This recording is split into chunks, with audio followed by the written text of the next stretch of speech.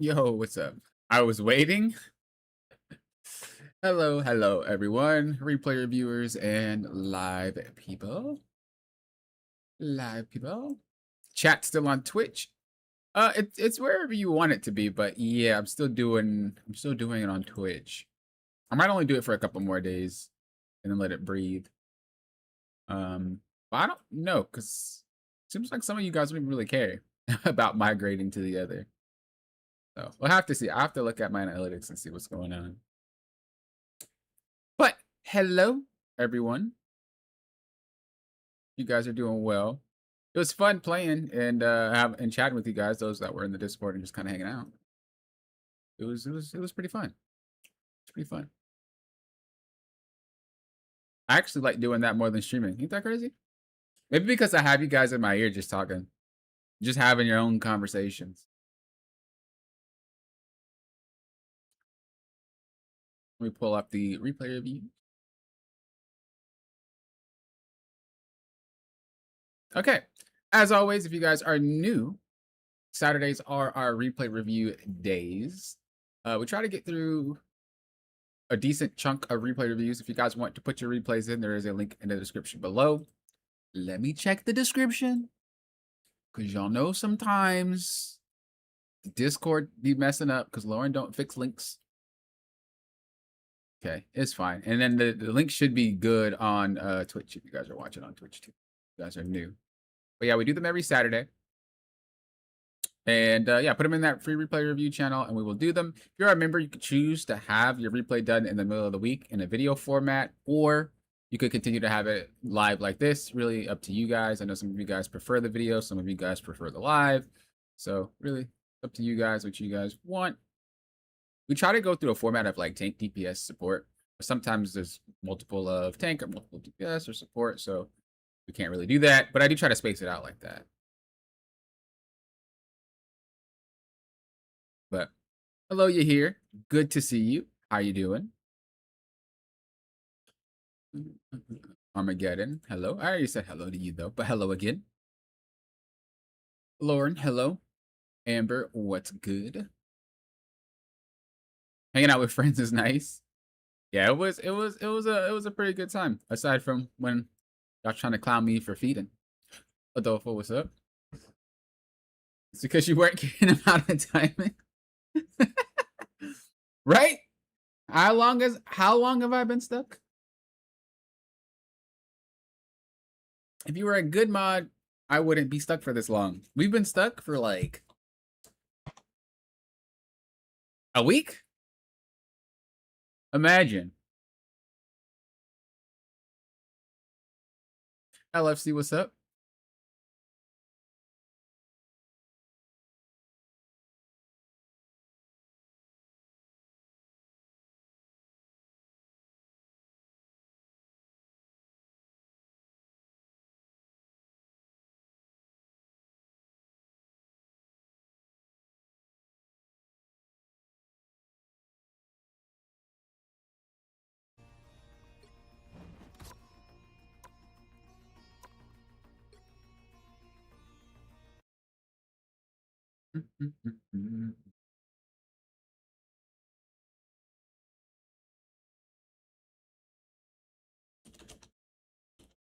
Are you guys ready for some learning?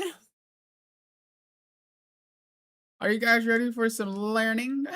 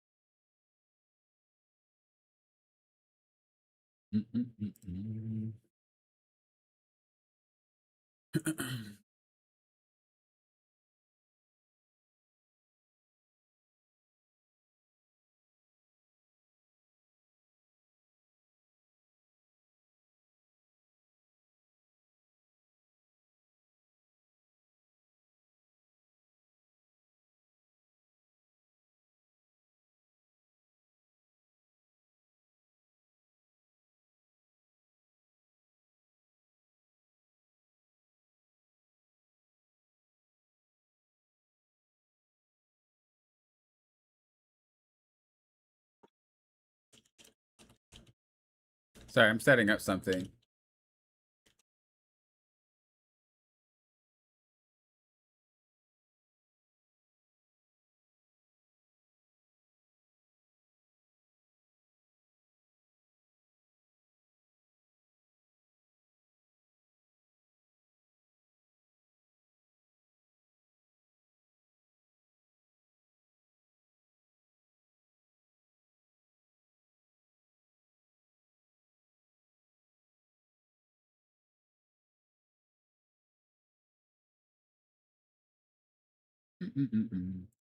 So, we're gonna go ahead and start with Kato,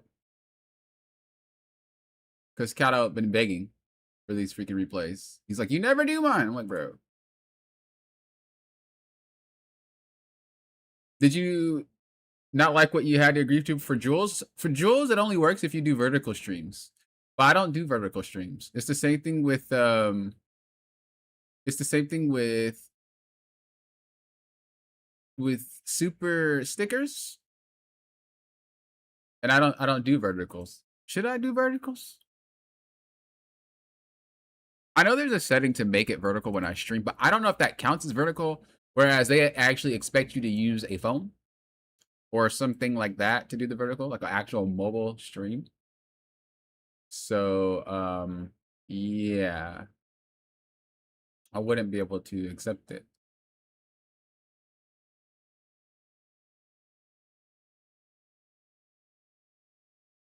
At least that's what I got from it. Kato wrote so, oh my god, bro. Ridiculous. Is Kato even here? Bro, if Kato isn't here,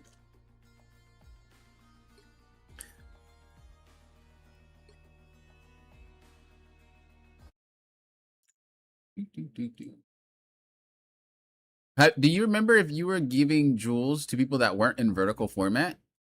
Or do you recall them being like a mobile streamer or something like that? Do you remember? Maybe I can look more into it to see more about it.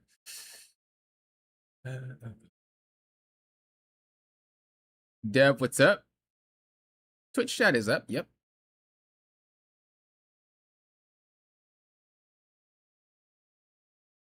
You got GM2 today? Let's go. Now this means no backtracking. I don't want to hear the, man, I'm back in GM3. Only one able to demote is me. Do you know if they're vertically streaming though? As well as regularly streaming? Because I don't actually have vertical stream set up. If you can confirm that, then maybe I can look more into it. But that's what I got out of reading everything. And it replaces super stickers, which I don't even get super stickers because, again, I don't stream vertically. So we'll have to see. Okay, so here's what Kato says. Kato says, you have had a lot of conversations around sticking to your character and playing characters similar to the ones you already play. Primarily, I excel at playing Brawl Tanks, so Strange/Thing/Emma. My thing is still not the best, and I was not making the best decisions, dying because I walked out in the open instead of hugging walls and overextending when I really should not have, and played more patiently. I'm guessing this is Kato. In this match, I was with the stack, of course, with friends, and towards the end, I had to switch around from mag, but my aim was not there, and I could not help take space, so I switched to Venom to pressure the DPS and supports. This is not my best game by any means, but I would like to know, was swapping to Venom the right call, or was there a way I could have helped my team out staying on Thing? Which now looking back at it, did not play like a, I'm not going to say that word. It was aware what was happening to my team and engaging like a Chad. I could have been. Okay, well, let's see. When did you actually swap?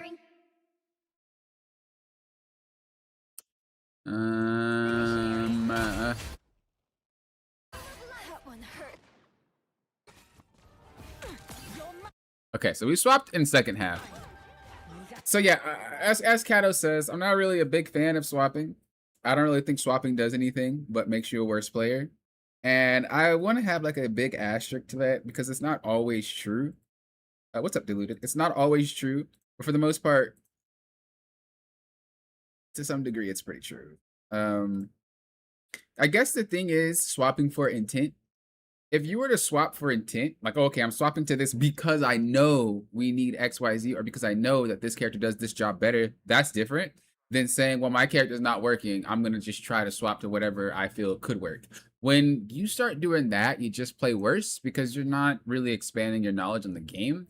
You're kind of just trying to see what fits. So I am someone who's prefers to not swap, because most of the time when I'm asked, I know if we really need to swap or not.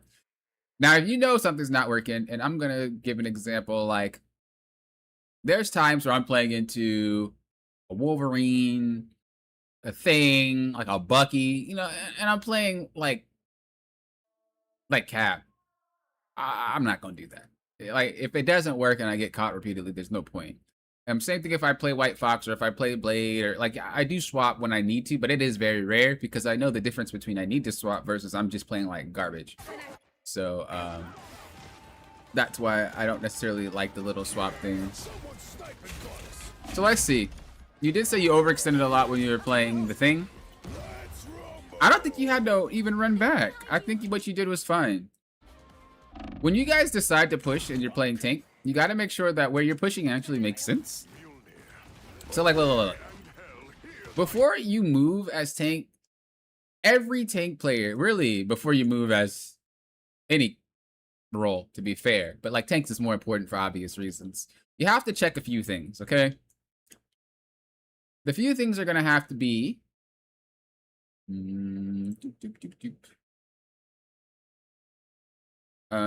let's make that a little bit bigger. That's huge, bro. That's huge. All right, I think that's better.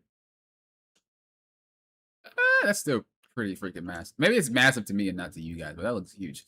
Okay, so anyway, can my team see me? This is very important. If your team can't see you, you might as well not even play the game. Can the enemy see me? Also very important, if you're playing a tank, specifically in the enemy can't see you, they're not going to shoot you. You have to have some presence, and if you're just not there, they're not going to pay attention to you. So even if you're playing something that's a flanker or something like that, you still got to make sure that they know you exist to pay attention to you. And then I think that this is kind of like the final one, is like, is this a good spot to stop? I think a lot of the times tank players don't think about this third one. They probably don't think about this entire list, let's be real. But the third one is really important because a lot of tanks will jump out. And let's just say if they stop here, this is objectively a bad location. But what you did was fine. Right? Your team could see you. They know that you're there. They can see you. And the only way you get KO'd is if they turn this corner. But you know where all 6 players are. You see them. Look, 1, 2, 3, 4, 5, 6. In what world you standing here is going to get you KO'd? This is why you think about these things, because when you can answer number 1, it allows you to be able to think about where can you go. And when you figure out, okay, I'm going to go here, can at number 2 be answered? And is number 3 be answered? And when you all have those go in line, it works out really well. This is why a lot of the times when I get low on characters, I don't run away. I just like sit there in a spot that I know is pretty safe. You want to always have checkpoints when you're tanking or moving around. Even if you're not a tank, honestly, every role should think about it this way. You should always have checkpoints when you're moving forward. Where is a safe spot every single time that I move? Where is it? Where am I going to get shot the least amount, but where can I also see the team? Right? So if you're a strategist player and your tank is the Thing, obviously standing here is not a good spot, right? You're going to get shot. So objectively, this player is not in a good spot. But if you were to stand here, you could see your tank, right? And it's better if they were to break this, because this wall is breakable. If they were to break this, it's better. You can also stand here and do the same thing and see them, and you're not getting shot. This is kind of what it means to take more aggressive spots when you're playing strat. DPS don't really have to follow rules, but if you guys play strat and your tanks are moving, it's sometimes better to just take an aggressive position because you know where the fight's going to take place, right? If we zoom out just a little bit here, And we know the thing's going to eventually go there. That's kind of how it works. Well, if you're way back here and he decides to jump in, you have to cross this open spot and you're going to get shot by collateral. If you already know where the fight's going to take place, it's not a surprise, especially at a point like this. When you already know the spot's going to take place here, then what you want to do is you want to be ready for that transition. So when he comes here, and let's just say you did go down there, he goes out. Well, guess what? You're here, you're safe. You don't have to cross the threshold. So you're aggressively taking a position so that way you're ready for the fight when the fight starts. This is what separates, high rank strats from low rank strats. Just piecing together where the fight's going to take place and already being ready for it, so you have to move a lot less. But it's also something that separates a good tank from a bad tank, or a high rank tank from a low rank tank, is understanding where can they actually stand and understanding where you can stand if you get in trouble. I don't think this is a swap angle right now. I just think you have to be a little bit more trustworthy of your strats.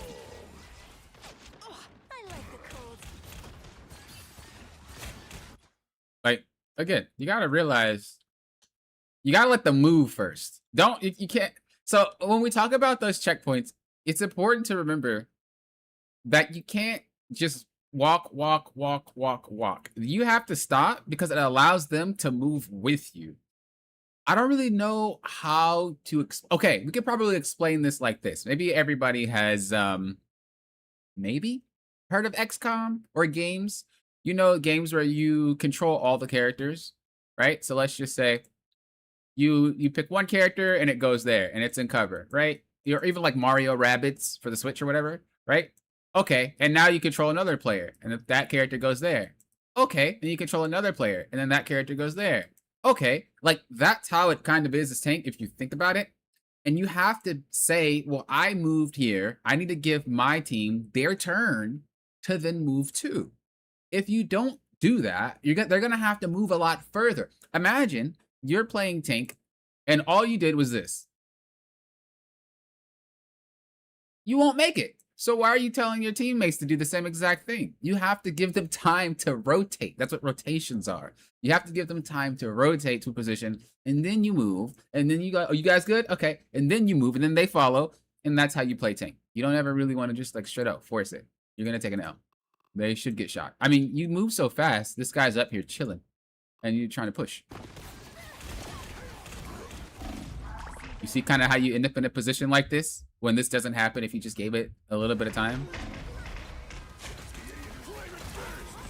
And again, they haven't had time to reposition yet. I have become vulnerable. She would put the bubble on herself. Bro, these Cloak and Dagger players be getting on my... That's your stack. Look, tell them to watch my videos. Don't... If you play Cloak and Dagger, please stop throwing the bubble on yourself when your strat is right there. That's what they're there for, to heal you. You took 5 damage. Why are you bubbling yourself? You have a teammate chilling. There ain't no freaking reason for y'all to be doing that. I crash out every time I see it. Okay.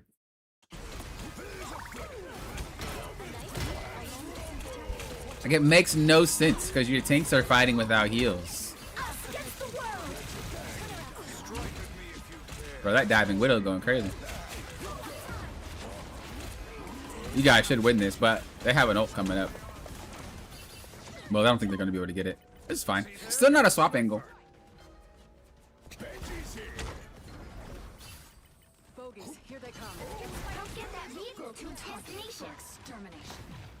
I like this. No!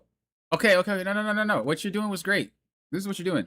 It doesn't matter what tank you are. This is good. You're creating space. Yeah, you might not be a Venom that's going to dive there, but you're loud. You're a big character. Even if you walk here, they hear you. Even if a thing can't necessarily play like a Venom, if you're here and they see it, they're going to have to react. And they back up. That's all tanking is. Just be scary, man. But now you made it so the pressure is the same. So let's just say this is kind of how tanking works, right? Instead, you have 2. So instead of clearing an angle, which is what it's called, when tanks do something like that, it's called clearing an angle. Instead of clearing an angle, we just walk forward with the other tank and it accomplishes nothing. However, if you go up here, while he goes down here, that's a lot more space being created and a lot more threat potential by doing that. But when you go back down here and chill, you guys are just, it's not really scary. Again, you need to just be scary. Just having you up there is a threat of an ultimate, even if you don't have one. Like, you could have done that same exact thing by going up here. That's all you had to do. But you just force forward. Just because you're playing the thing doesn't mean you always got to sit in main. I feel like a lot of players have been doing that this season, but this full... Every character can go everywhere. You know? Were you missing? If you were missing this, bro, you can never talk about my cap ever again. Was she faded? Or were you just missing her completely?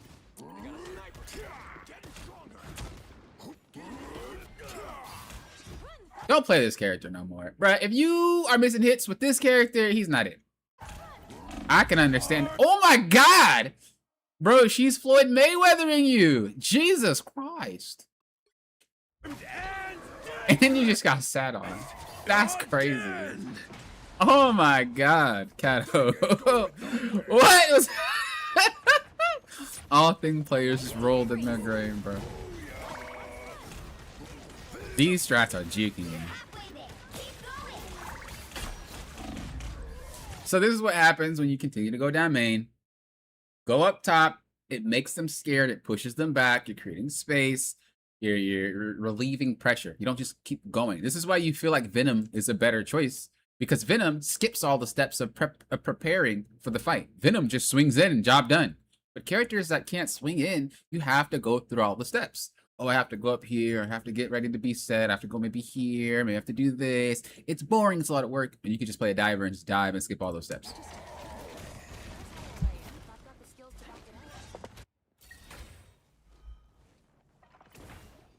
What? Dude, how do you miss? It's crazy.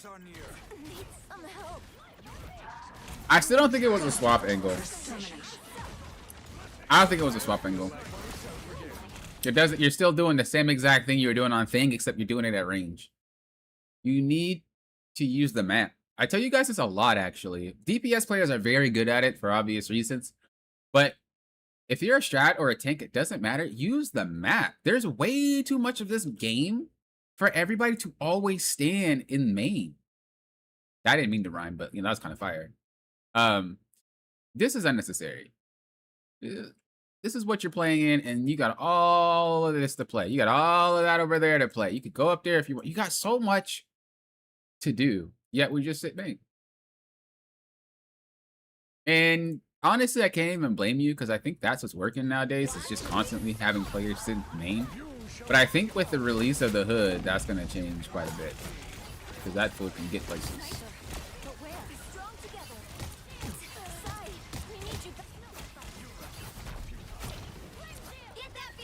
I would just like to see you go up here. You can do the same exact thing you're doing from here.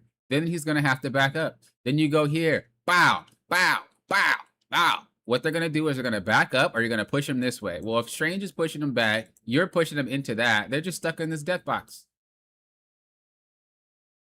You get them, they get it, right? Now, obviously, I'm not saying go just be in the back line and, you know, that's not your job. But you're just zoning, creating pressure. You're not that scary when you're sitting in the mid.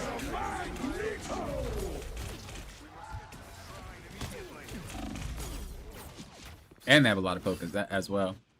I have a video about how to push into this, by the way. It just isn't out yet. Murray got mad at me because he said he didn't make it, or release it. But yeah, it's not out yet. I actually have two of the same concept, and I'm wondering if I want to scrap one and just use the other, or like put them in the same video or something.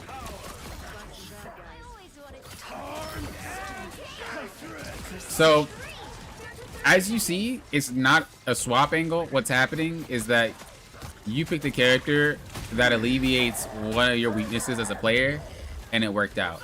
But this doesn't make good players. This makes handicap players. And when you get to a rank where Venom is punished, and you have zero clue what you're doing on the other characters either, what do? You lose, right? This is why I don't like when people swap all the time, because a lot of the time that we swap, it's not the character you're playing, it's how you're playing. You literally went from Thing to Magneto and played the exact same way. It is not a character swap thing. It is a player identity. You have to learn how to play different based off what the game is giving you. Playing the poke different, playing the brawl different. This is a lot of the times, or this is a lot of the reasons why I don't swap that often, is because I want to learn as I'm playing. Because the bright side is, if you do end up swapping later on after you learned, you're going to be cracked because now you're playing a character that's really good into it and you already know what you need to do. It's way better. So do I think you need to swap there? No, I definitely think it was just we had to play a little bit better and play to the comp that we were going against and not being in main so much. I think well, the thing is, you play with a stack, so it's pretty hard for me to really say a lot because I don't know if a lot of your weaknesses are being covered by the fact that you're playing with a stack. You should try having a solo account or something and then seeing how that works. I feel like that'd be pretty good. And then we can see where you are. I mean, if you don't have fun doing that, then don't do that, but I think that'd be really cool.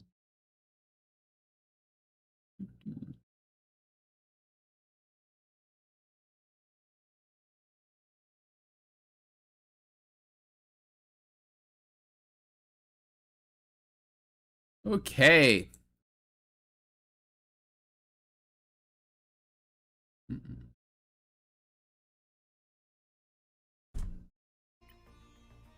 You got smacked up?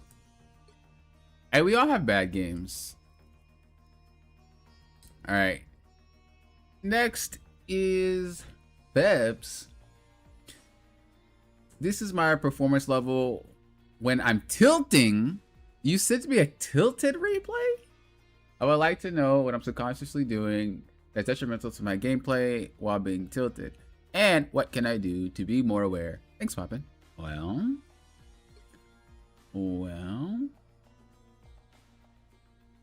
Is that okay? Yeah, no, it's fine. I think it's a good concept. Because we all get tilted. You guys ask me how do I like play normally even though I'm frustrated and I'm crashing out on stream and I play normally anyway with a calm head. It doesn't affect my gameplay even if I do get really upset. I mean, you gotta do a lot to make me mad, but it does get frustrating, and learning how to deal with tilt is gonna help you win a lot more games because sometimes they'll cloud your judgment in a match that was winnable if you just kept a clear head. There's a lot of games that I've won because I'm thinking about what's coming next, not necessarily what my team is doing. A really like obvious example is when we see strategist players on my team do a really stupid ult, and I'm like why? I could question it, or I can just look to, okay, whatever. We lost this fight. Next, right? Like those type of things helps you stay, you know, out of that tilt section. But let's see. The battle starts in 5. My team doesn't carry, I get tilted. That's funny. 1. Who just broke that for you? Did she do all of that? Widow? What? Oh my god. Really? She one bangs this? That's crazy. That's a lot of destruction damage. That's a lot of destruction damage. Alright, we're gonna stop here. You are an assassin, right? We shouldn't really be the first ones attacking. Be patient, take your time. Honestly, you could have just waited for them to walk by and one-shot somebody. You don't need to be first. Like, they don't need to know that you're there. I know you want to shoot, but I always say there's two types of Psylocke players. There's like the ult farmer, and then there's the real Psylocke players. We want to get you into like the real Psylocke player zone, and this is where we're looking for KOs if possible. If possible. A lot of the times in these ranks, I just let you get it for free, which is why I can't stand this stupid character, man. She gets on my nerves. But you can get a lot accomplished if you just wait. Look at it from their perspective. What are you doing to help your team right now? Like, think about it. What are you actually doing right now?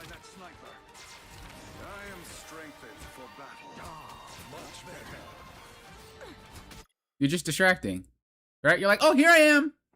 Hey guys, I'm over here. Hey. Hey. But you're an assassin. I don't know no assassins that announce themselves that they're there. Right?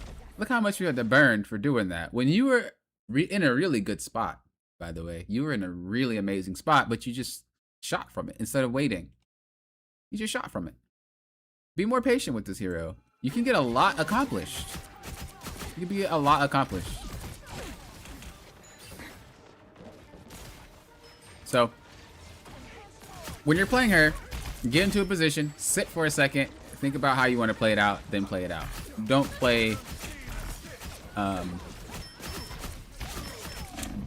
play so much for just damage all the time. Okay, I'm liking the off angle.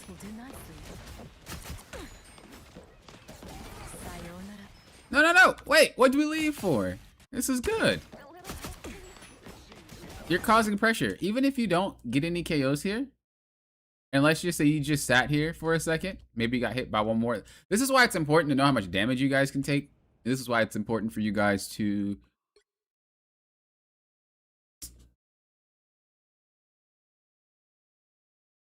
if you play too many characters, you don't have a firm grasp on how much damage you can take. Now, for me, I play different characters that are in different HP ranges, so I do know. There's a lot of the times where you guys will see me just be at 10 HP. You guys are like, bro, what in the heck? Well, that's because I know if this character shoots me twice, I'm alive, but just for a little bit. You weren't in danger of getting one shot here. You could be shot one more time. Think about that. I could be shot one more time. Even with Bucky there, you could still be shot one more time. And then you have a get out of the jail free card right there. So just because you're hurt doesn't mean you leave. On top of that, you have regenerative HP, which means that if you just really went this way and just hid for a second while they're pushing, you get your HP back and then you play again. There was really no reason for you to run. This is the second time. So the first time you were in a good spot, you attacked when you shouldn't. The second time you were in a good spot, you ran away.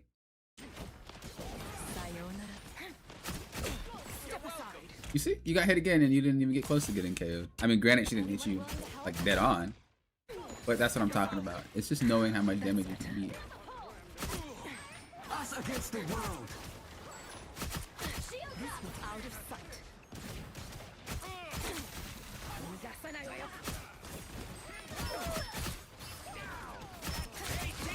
Alright, you're pulling an Adolfo.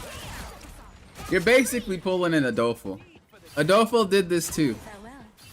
You're being way too active. You're just doing too much for no reason. Adolfo had this problem, and after he broke it, bro was eternity. Like, you don't have to play all the time. It's okay to just do nothing sometimes. It's actually okay to do nothing. You're fighting the entire time. Where is he? He was here. He was here.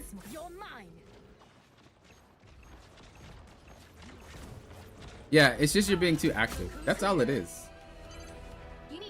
That's literally all it is right now. It's just you're playing too much. Look, we're gonna count how many seconds it takes for you to attack something, like your intervals. Okay? So let's go back and we'll see. So from this shot,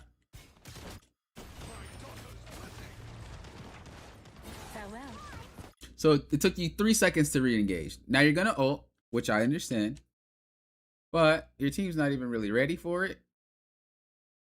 But because you play so fast, you don't care. So 3 seconds. You can move. You don't have to sit there. This will do nicely. Okay, how many seconds? As 1 second. You got it though, and that was good. But now imagine we did this same thing without hitting anybody. Imagine we just walk here, or better yet, walk here and just watch. And just watch. And as soon as you saw that, boop, bow, out.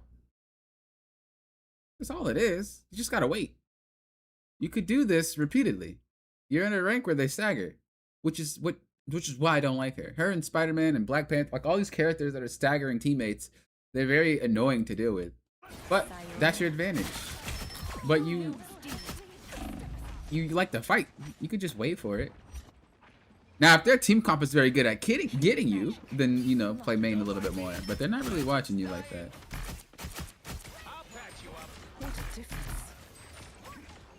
That's like 2 seconds. You drop down, forcing it. The crazy thing is, nothing I see, nothing I see is like poorly executed. It's just timing.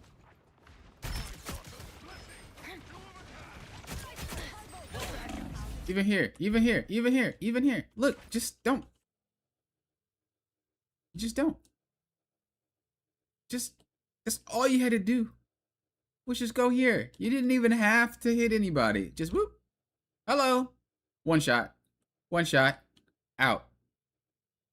And you're gone. That's all you have to do.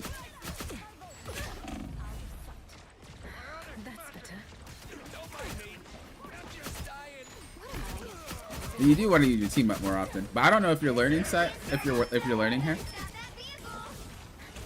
because I know you don't typically play characters that play like this. They hit a checkpoint. Now might be a good time to stop them. Yeah, I was like, you're not really doing anything wrong other than just like rushing. I don't really think they're playing poorly. Better stop that vehicle. You're a Lori's side now? Okay, yeah. We gonna have to be a little bit more patient. Your goal is to just one-shot somebody. She's an assassin. You don't really have to play as much as you're playing.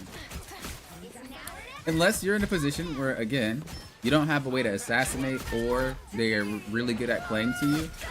It's okay to not do that. But think about it this way. What's more important? What's more important? Having a Psylocke farm ult to win a team fight, or having a Psylocke pick off someone before every team fight? One you can do more often, and one is more powerful, right? So don't really think about like I have to charge my ult. I have to do more damage to get my ult because I'm trying to get my ult. You just pick people off. Better stop that vehicle. The current score is 0-2-3. Time to switch things. I just think as Psylocke, you have your priorities kind of mixed up. The thing is, you do have to flip flop between I'm shooting heroes versus I'm assassinating them. You do have to learn how to shift in between. But I would recommend you at least playing in a quick play and only go for one shots. Don't do anything else. Of course, don't get suspended because you know what happens if you like to not attack something for a few seconds. But really look for those flank opportunities to catch someone out of position. There is always going to be someone a little bit separated. That type of window is what you're looking for with a character like this. I feel a familiar Or like that. Alright, now we are playing the Punisher.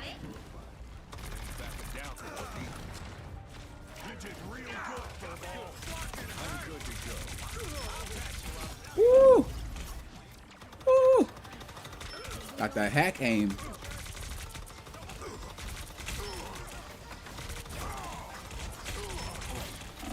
I would like to see you angle a little bit more. I don't think what you're doing is bad, but just like angle. Just be here.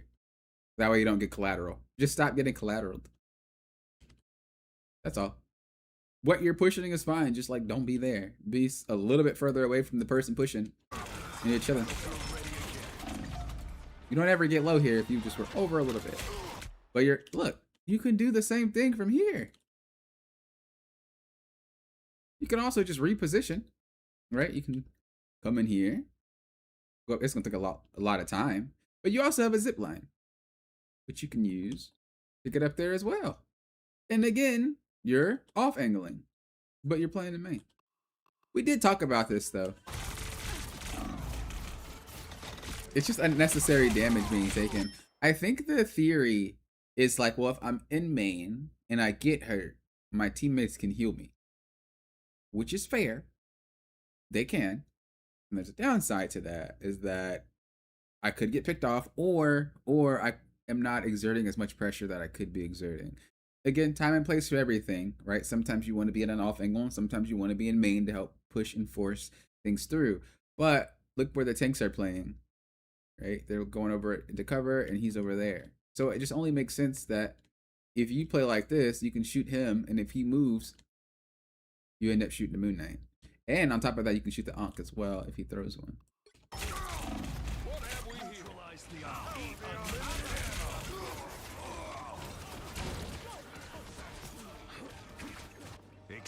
That's what you were thinking? Yeah, I don't... Like, I understand the thought process, but...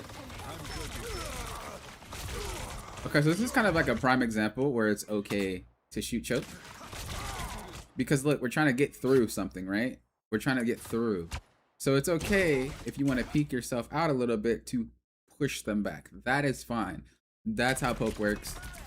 It's fine that we're like getting them out. It wouldn't make any sense for you to go from here and be like, okay, well, Poppin said the off angle. Let me go over here and try. For what? At this point, it doesn't really make much sense. You could, but like, it doesn't make much sense. Getting your team through is important. Okay, now that we got through, now your team is moving, you move with them, and then we start to go like that. Because now you're meeting them here as you rotate. And then you can even rotate further, or you can rotate behind this truck, whatever. But basically, characters like this like to move with the team, move with the tank, rather than trying to force crazy off angles like Psylocke or Moon Knight, or like, you know, things like that. Because they're more like main heroes. It's kind of like you're escorting your tank with these type of heroes, if that makes sense. I saw the vision. Ooh. Oh, you're wild. You survived? That's wild.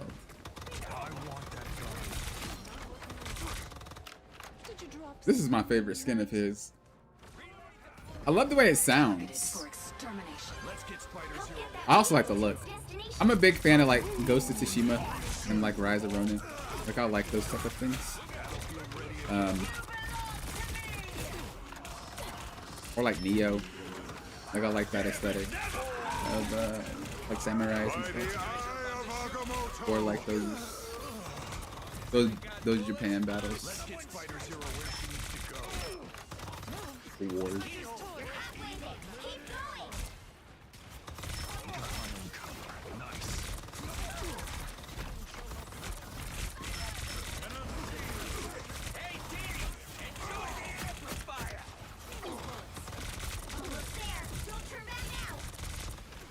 You are really pushing these tanks back. Armed and dangerous. Again. So I want you to get used to timing your infinite ammo. It's like every ability could be used to accomplish something. You're kind of just throwing your ammo down to throw it and use it. But even like right here, this would be a good infinite ammo usage time, right? Because look, where this guy's standing. In what world is this guy able to dodge out of your shot before you KO him here? There's no world. I mean, unless he's really fast. But this would be a good time to use it because you know for a fact there is no cover on either side of this character right now. The only way that he gets in the cover is if he dashes. If he dashes forward, he's done, obviously. He has to go dash to the right or he has to go dash to the left. Regardless of how he plays this, you're making him use an ability. And if he decides to walk out, kind of like he did when you shot him, he's done. There's no way he survives this. So, get used to using your infinite ammo to accomplish goals rather than using your infinite ammo just as like a, here's my infinite ammo. Like, can it push the tanks? Can it KO somebody before they do anything? Am I being dove? Do I need it here? Like, just kind of put a little bit more thought process into it.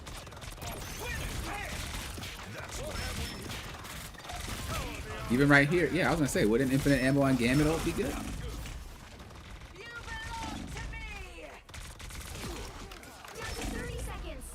You could also be crazy and go for shotgun plays. Get that vehicle moving again.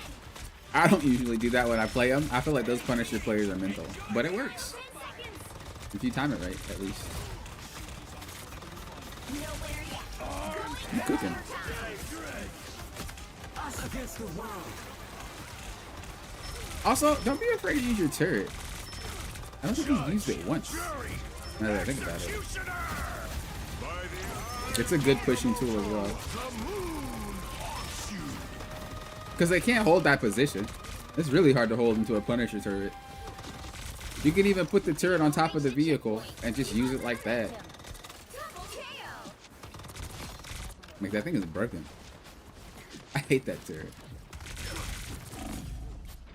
This was good. They're gonna push you infinite ammo. Good. Like, that's what I'm talking about. Like, have a reason. You can see that infinite ammo usage, whether you got a KO or not, it had a thought process behind it. But the other times that you used it, it didn't. It's easy to tell, like, the intent. You just be more intentional when you use things. Oh, I don't use turrets because I use it for CC immunity or a second life? Yeah, don't do that. Don't let anything stand in your way. I mean, I guess, but that's not what it's for. If you have it, use it like that, but it's a low cooldown for how powerful it is. I wouldn't just only use it for that. I mean, how good did it do you there? Going to overtime.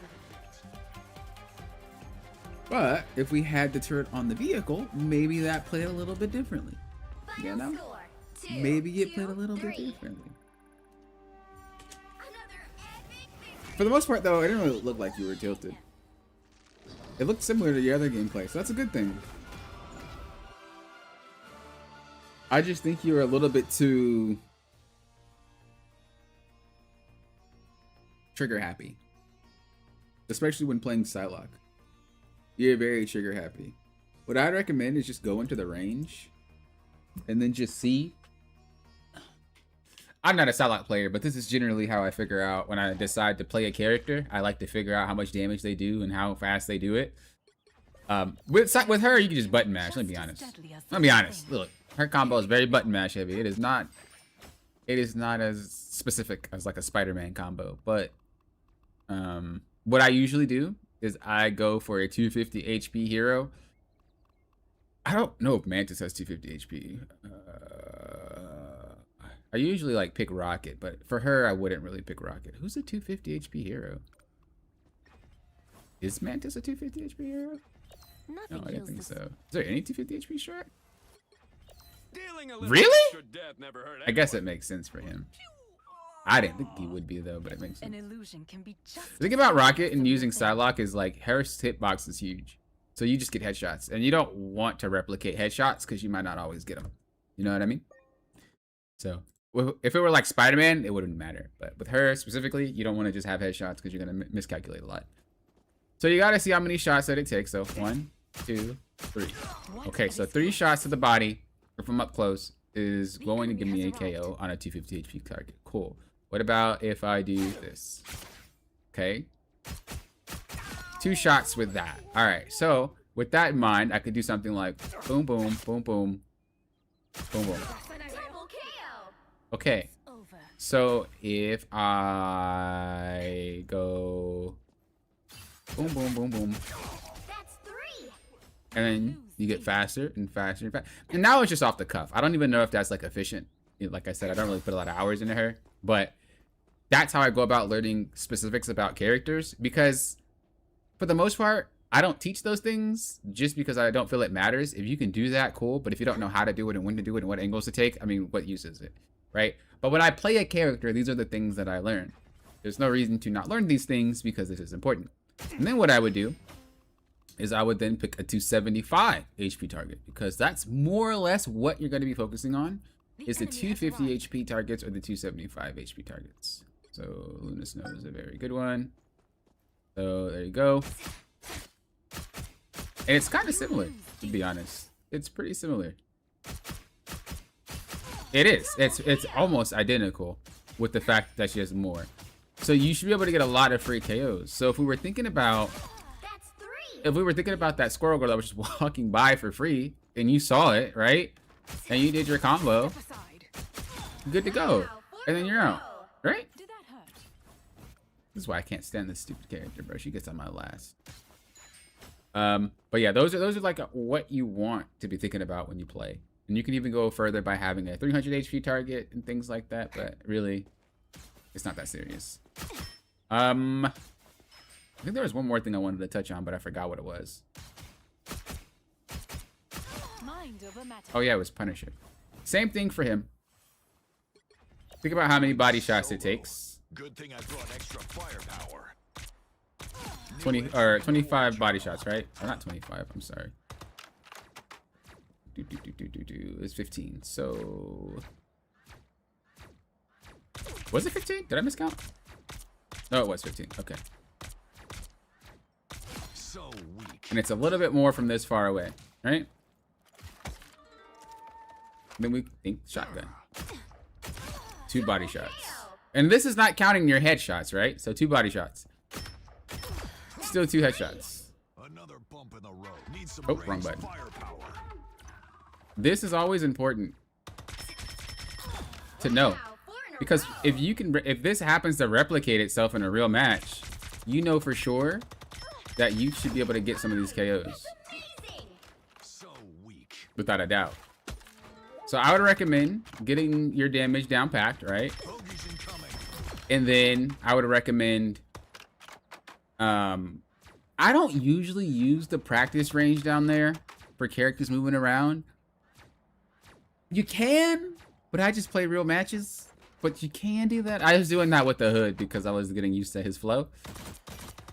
But yeah, You made your this is what you want to be able to do, because once you learn what your character can take, what your character can dish out, how you use your abilities and whatnot. Same thing for infinite ammo, right? Same thing, right? 50, same more thing. scum scraped off. Oh, well, too late. 3. You could get KOs on things like the Cloak and Dagger when she's ulting and stuff like that. So I don't necessarily think that I think you didn't know the Punisher enough from what I was looking at. And then when it came to Psylocke, I just think that you were a little bit trigger happy. Who was that? That was him?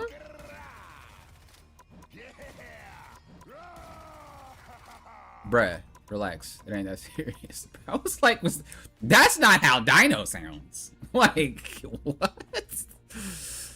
Huh? Oh, like Dino makes noises, but not like that.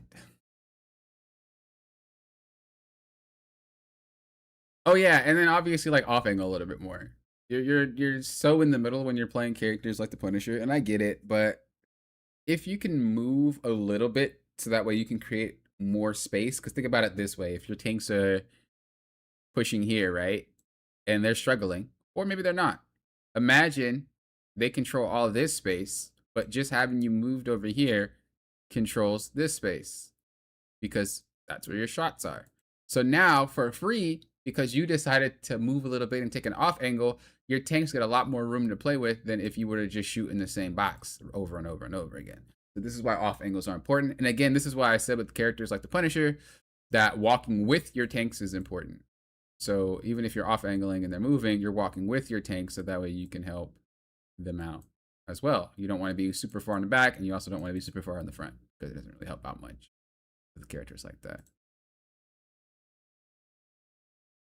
It is that serious?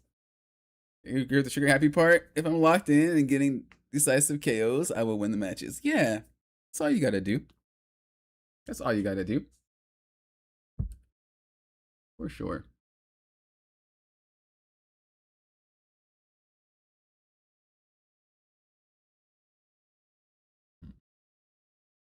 Okay.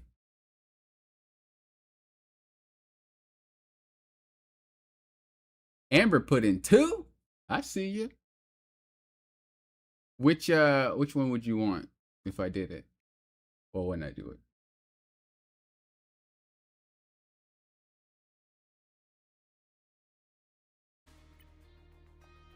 Yeah, no problem. I'm glad I could help.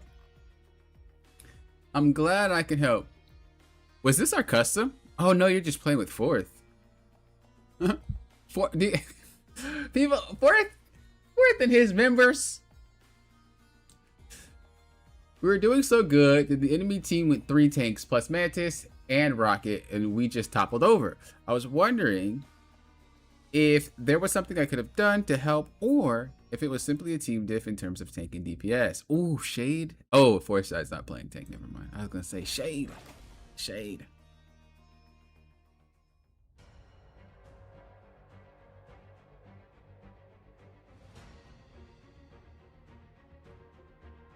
Is that only members only VOD reviews today? No, it's not, Turkey.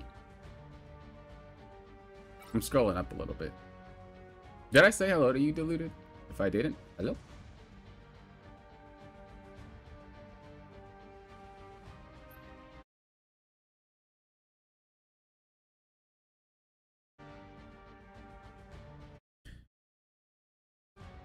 All right, let's see.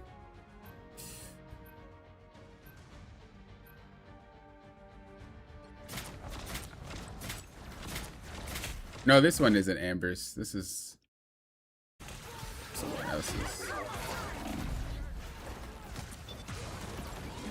Okay, we're playing Jubilee.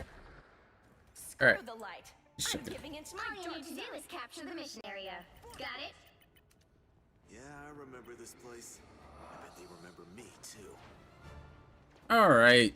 Thanks for the boost. So you said you were doing good until they went triple. Looks like the mission area is So I'm yours guessing they to went capture triple now. here.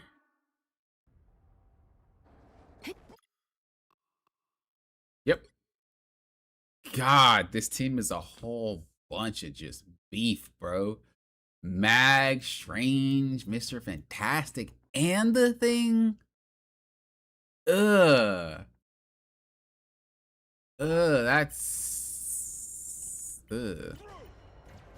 Yeah, they're not in order. I don't do them in order, Turkey.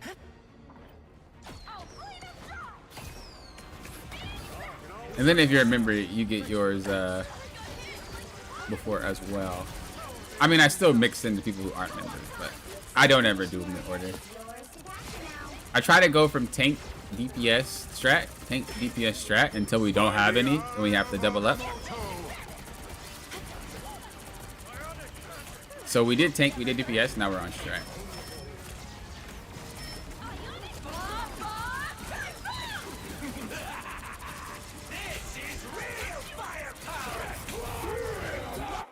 Bruh, if that was me, I'd get hit. There ain't no way. What was he looking at?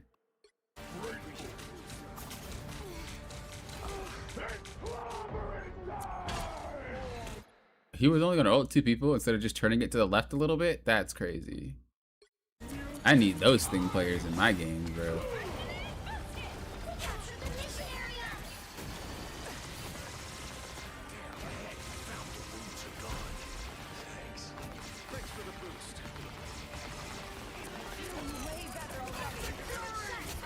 I mean, it looks like it's fine. I don't see any issues so far. Oh, that's unlucky. Oh, but you got aim. I see you. And y'all pop. Oh, I forgot you're duoed. I was like, dude, that cloak and dagger's on you. Like, wait a second. Yeah, y'all cooking. What's the problem? So far, I don't think it's a triple tank thing.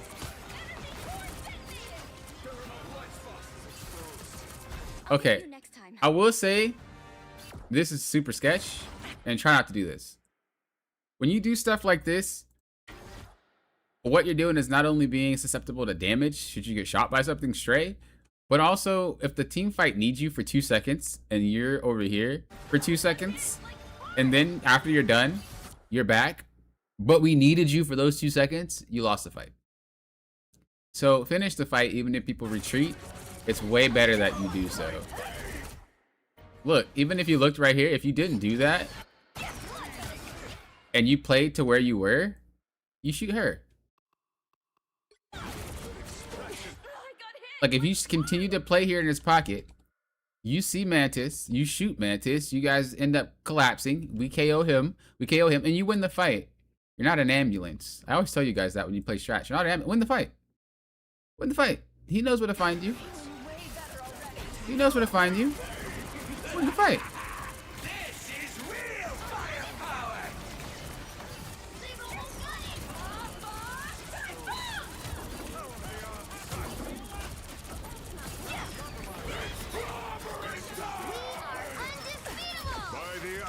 Oh, that's Going to overtime. unlucky. So the thing when you have triple tanks is like it's gonna be a very, very long fight. Don't play the cap point, play the win the fight. It seems Hydra has twisted metal in ways Oh, we're playing Mantis now. Get even. Okay, let's see you cook. I probably would have went Mantis as well. You want to make sure that if you do give anybody a boost, you time it well. So you have to time it well with Blade and time it well with the Elsa. Otherwise, use it for yourself. Looks like the mission area is yours to capture now. Thing is, though, you got to be landing your shots if you're playing Mantis. You can't really just be missing, especially because they might not be able to survive long enough. Okay, yeah, I was about to say. It's not really that impactful if we're not hitting.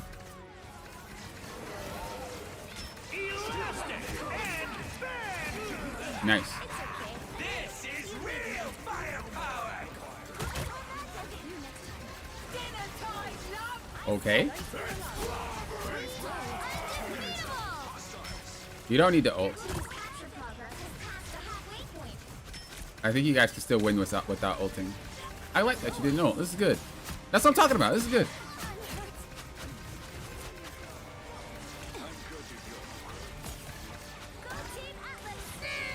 So when you are in a situation where there's 3 tanks, you are gonna have to do a lot more than just pocket. And I know it sucks because it seems like you're. I know it sucks because it seems like your team is getting taken out, but this is where characters that have healing, like passively, come into play. So you have characters like Mantis, you have characters like Ultron, you have characters like Rocket in it, in like a sense. If you bounce the ball off the wall, it'll keep bouncing, right? So you can just kind of like double down. You can also use his team up with Groot to do a little bit more damage. Loki is another example. Like you need characters that passively do damage or that do damage when they attack. So like I know Loki like is kind of like Luna in that sense, but he has splash damage, and even when you're healing, you're doing damage, so you're passively doing damage. Whereas Luna really only gets that through clap. So I would play a different character that provides that. Even something like White Fox is a very good passive healer, especially when she goes into melee. Especially they're all melee, so you should be able to just tear them down, really. Characters like that. That's what you would generally play into a team that is very very tanky, because you need damage. You need to be able to do something. So I don't know if Luna was the right choice. Ready to put on a show. A nice deep freeze. Thanks. It's okay. Nowhere yet. Going to Because really, it's not about surviving. It's about doing enough damage, which you're not doing, you know?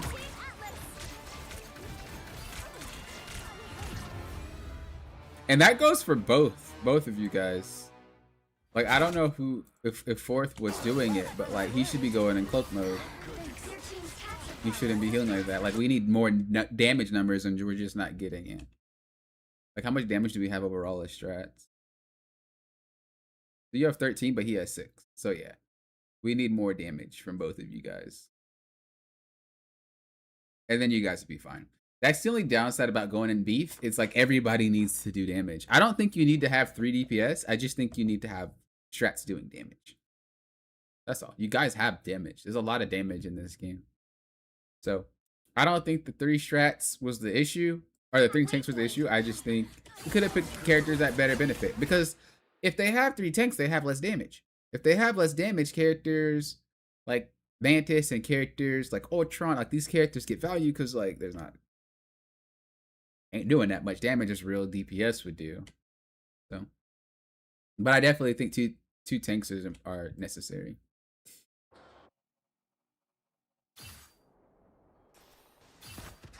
I mean, I don't. Were your DPS even popping off?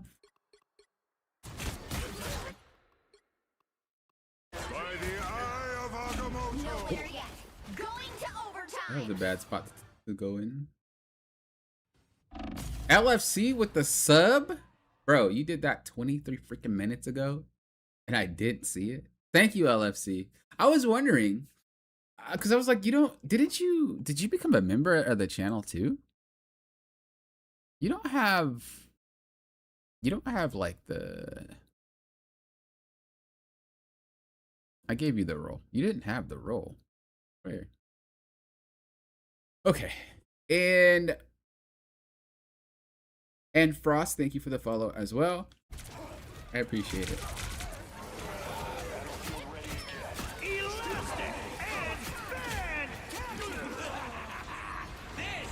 Yo, I honestly don't even think Blade is a tank buster, to be honest.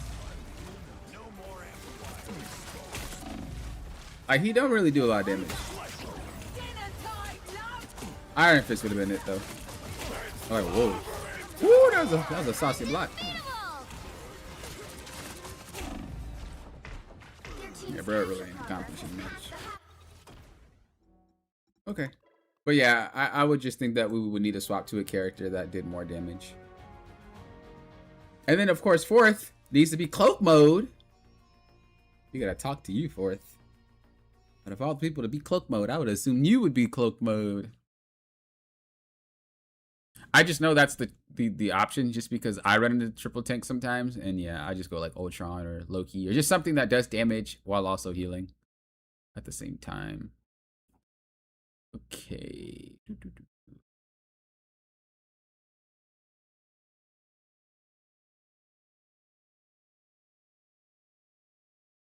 Bro, you really gave me a tank pool replay?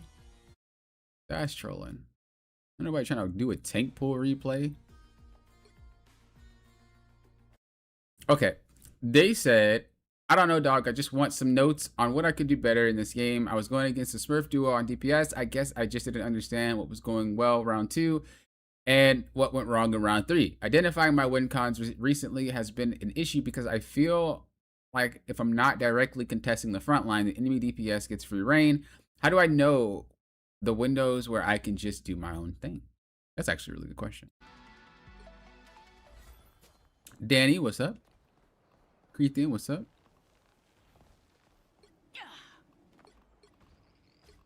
What? I think you were playing. Oh, you weren't playing tank pool. You were just saying you were playing tank.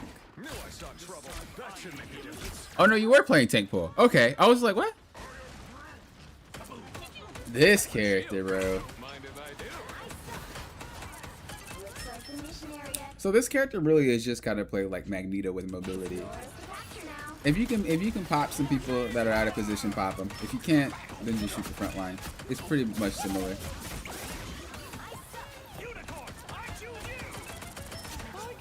Nice, nice. I've got enough mission areas already. Sure you do. Guess who just showed their stupid faces? Bro, what? How did that happen? Oh yeah. What? Where did he get KO'd at? Wait. Oh, he's just one of those. Got it. Yeah, make space, leave. They're pushing your team.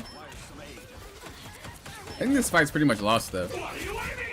I wouldn't have used my ult. I think I would have just disengaged. I don't know if you win this. You already lost a couple. Yeah, when we lost a couple, and they were pretty key targets. We lost Cyclops, and then we lost. Who else did we lose in that? We lost our Adam, I think. Yeah, we lost our Cyclops and we lost our Adam. Game was just kind of over at that point. We should have disengaged. There's no reason to ult this. You don't get much accomplished. You could just save the ult for the next fight, open up with it, and do some work. Your team's capture progress has passed the halfway point. Control C's. Thank goodness this book has pictures.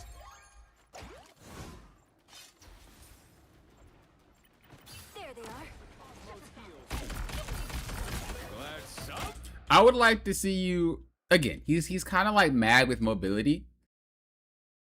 So Yeah, he could have left. He didn't have to get KO'd. He had a whole lot of time to leave and just regroup. He didn't have to get KO'd. Kind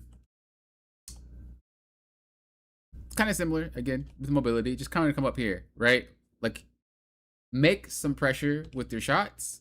Use the map. Don't really just sit in main like Magneto. That's the benefit of a character like this. Like, hey, even if you went up here, you could have maybe KO'd that Phoenix that just did that. You can also come over here, right? And shoot like this. Cause that pressure. You're to their back line.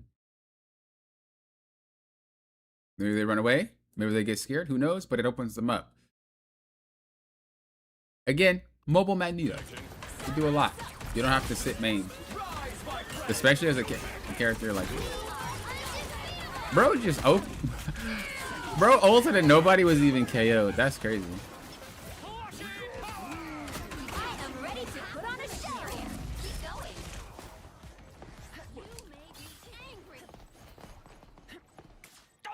So I will say, a lot of Tank Pool's gameplay, until you get your upgrade on your swords, if you're gonna play that way, upgrade your swords first. I don't know if there's a way that I can see what you upgrade. I don't know if there's a...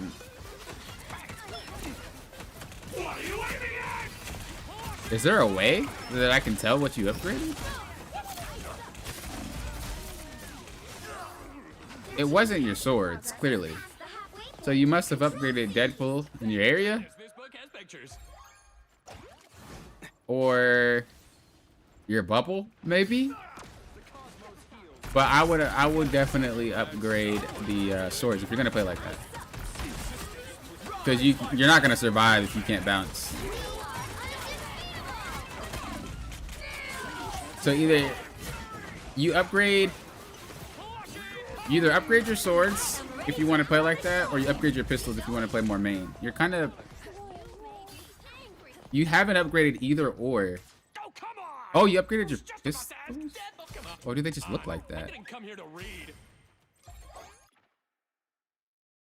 I actually cannot tell if those were upgraded. No, you would see the... Okay, now it's upgraded. Okay. So now we can play main. So if you're going to play main, upgrade your guns first. If you're going to play swords, you want to play dive and be more like that, upgrade your swords first. If you're gonna play main, upgrade your guns. If you're not, upgrade your swords. You need one or the other first. Then you can go the other way and play the other way. Only because you're usually in a really bad spot if you don't have your reset. No winner yet. Going to overtime.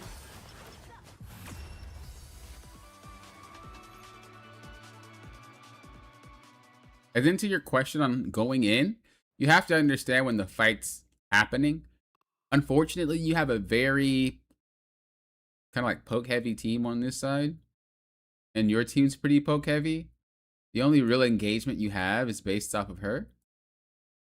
So whenever she does something, then you can go. Otherwise, you're kind of just chilling and hanging out because... Or unless she's in position, then you can go just so that she has the attention taken off of her. But you're trying to play with her. You can't just go if nobody's ready, especially into poke, because they don't really want to fight you that close anyway. They'll just take out your team. They can't walk into poke like you can because you're, diving. So that's why you have to play differently into poke.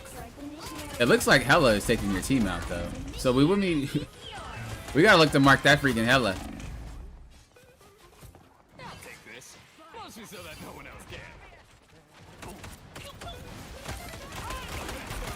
I like that. I like that.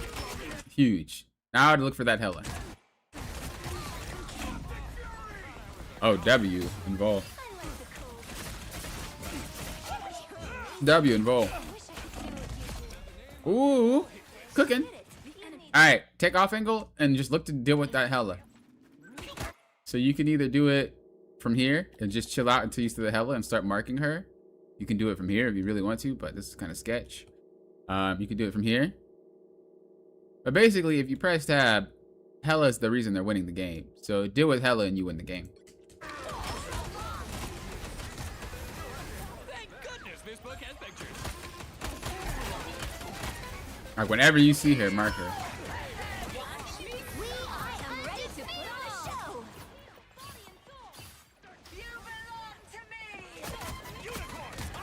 Yeah, his swords turn gold, but I don't really know how this skin looks because I don't ever see DP with this skin. You know? You are nothing. What are you aiming at? But I know he doesn't have it upgraded because they don't even look close to gold. His pistols looked gold before he upgraded it, though. Okay, now he upgraded his swords. You can tell because he has the additional charge at the bottom.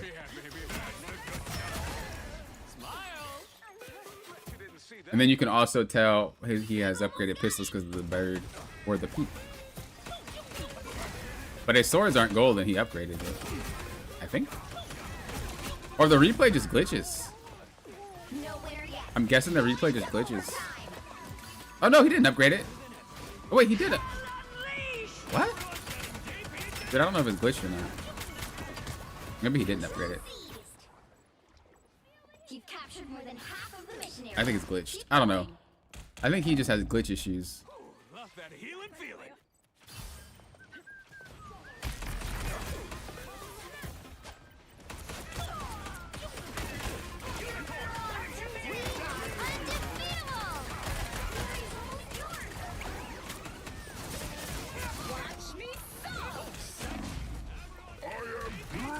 Wow, that barrier was used at the perfect time. That's crazy. I don't know if it was intentional, but that's crazy. I am ready to put on a show. What are you aiming at? Okay, I like that. Okay, I like that. Oh, it's definitely upgraded. I think it's upgraded. I like that.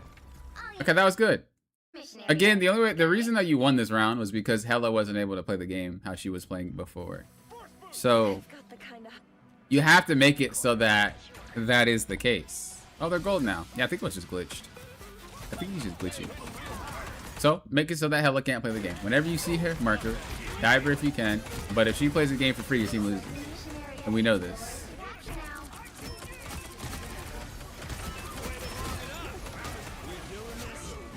You gotta deal with her.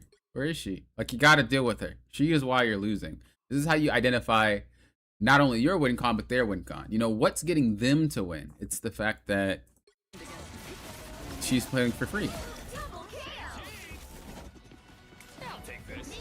That's all that it is she's just playing for free. If Hella is KO'd, you guys will win. Celestial rank.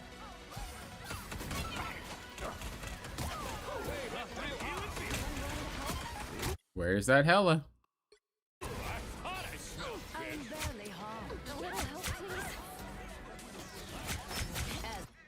It's literally her. You have to mark this player. She cannot just play for free. I'm telling you. The only reason you guys won last round is because she couldn't get into position for anything. Because of the way the map layout is set up, you can really only get into position if you went into that tower. But for the most part, it's a very low map. This map is pretty open, so she can really shoot from anywhere.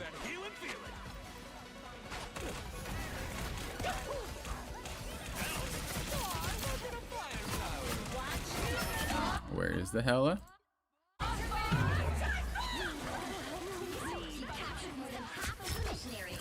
She literally is playing for free. Keep going. And yeah, you could say, well, DPS could do it. You're right. But, you know, if you want to win and climb, you gotta have to play multiple parts in a fight. The way you identify the win con is just always thinking about why we're losing the fights. Like, what's going on, man? Why are we losing the fights? Why are we losing the fights? If you can figure it out, then you'll be able to figure out your win condition. And if you figure out that win condition, you can figure out, can I do anything about it? Or can I not? Because you can honestly just be marking the Hella with your ultimate if you really wanted to, and she can't shoot. You might not get the KO, but it doesn't matter. She can't play the game for a few seconds. And not playing the game for a few seconds is just as good as being KO'd.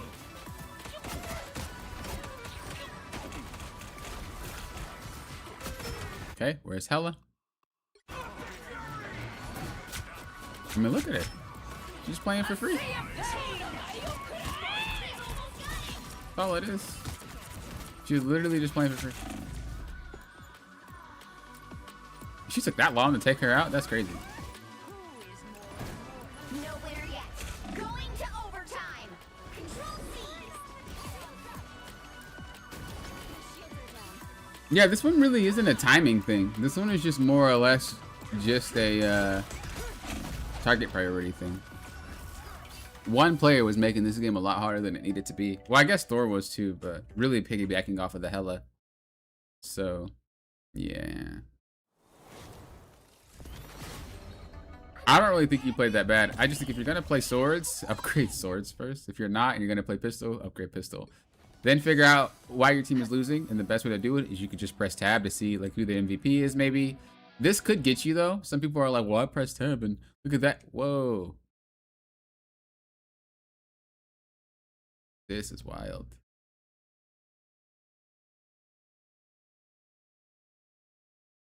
Well then. Ooh. The map's not loaded. Looks like the mission area is yours to capture now. What was I saying? I forgot.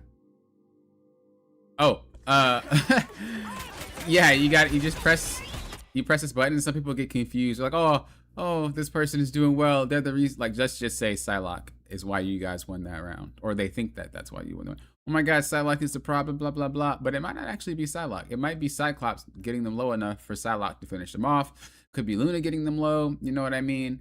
There could be a lot as to why. So the best way to figure out what is really the issue is just paying attention to one thing at that moment and you eliminate it by priority. So let's just say I thought Thor was the issue. The entire third round, bro. Thor, you're making us lose fights. Thor. Okay, well then the next fight, play the Thor. See what happens. If you still lose the fight, clearly it's not Thor. Go on to the next one. A lot of people assume that they should just do the same thing again because, oh, you know, that he's the one, he's the reason we're losing. Someone swapped to Thor, blah, blah, blah, or swapped to deal with Thor, but it's not Thor, it's the Hela. And we only figure this out by process of elimination.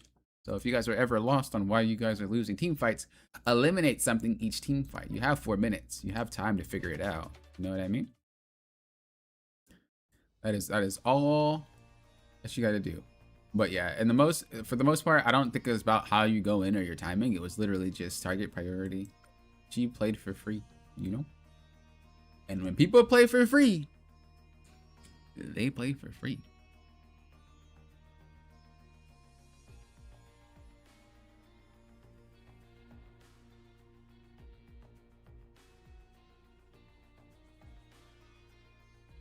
Because I played fine? Is that what we call it? Because you played fine? That's it. I play fine, bro. What you talking about? I play fine, bro. Play fine, bro. No, I don't think you... I don't think that was inherently the issue. I don't think how you played was a problem. I think it was just your target priority.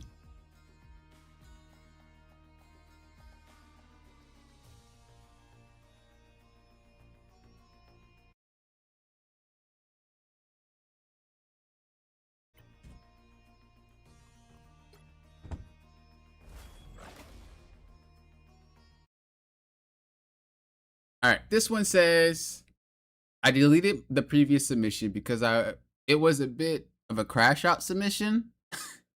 Really, you crash out. This game, I feel like was winnable at first, but my team started staggering hard and it was difficult to maintain space as a result. I can't seem to apply enough pressure to stop my team from repeatedly dying to the thing plus no more. I know how that feels.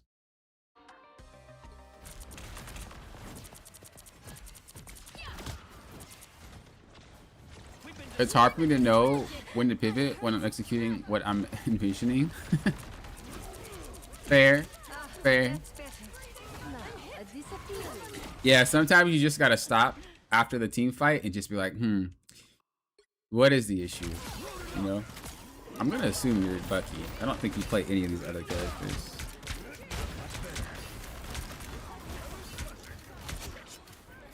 It's okay. That is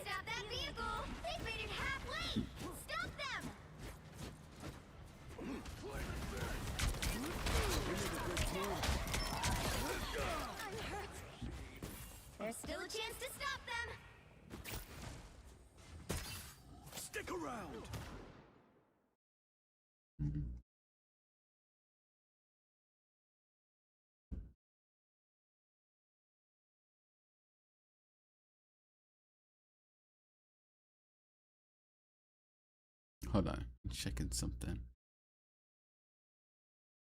Was it right, by the way? Is that him? Oh, names didn't show. Dr. Simigoat. That's a name, bro. Okay.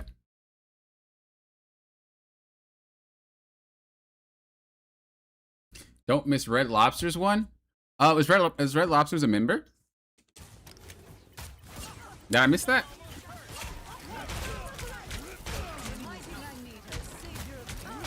Did I miss that, bros? Bros and brodettes? I was right. I knew that was you. Bro over here playing Bucky.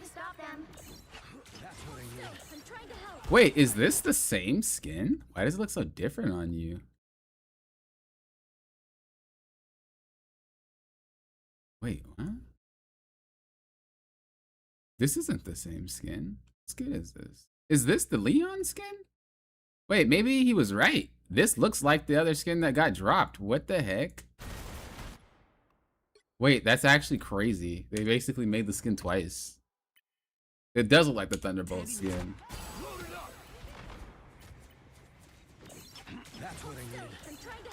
Oh yeah, no, I don't go in order. I bounce around. I try to make sure that I get the people that aren't members as well as get the members at the same time. And I try to go with tank DPS and strat. So, Chef's never really sent reviews, and Chef's been supporting for a very long time, so he took priority. Some of you guys don't actually send reviews, but support the channel like crazy. And so when you guys send reviews, I try to get to you guys like ASAP, because I really appreciate it.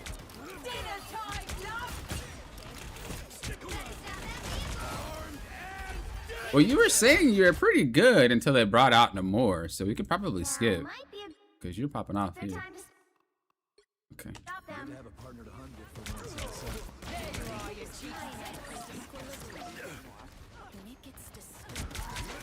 But yeah, I can only do so much within a day.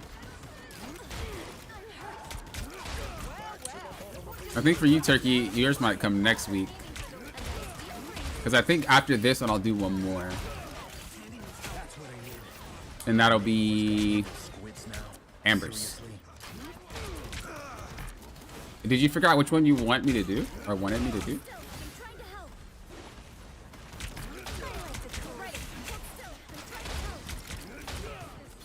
Yo, their spacing is crazy. Wait, hold on. I'm going to speak on that because that was actually really well played. And I want you to capitalize more on that and then just get better at it.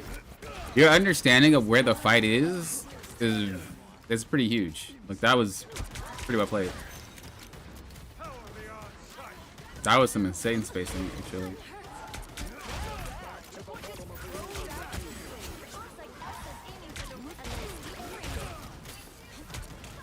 You gotta land your shots, though. How you missed the thing?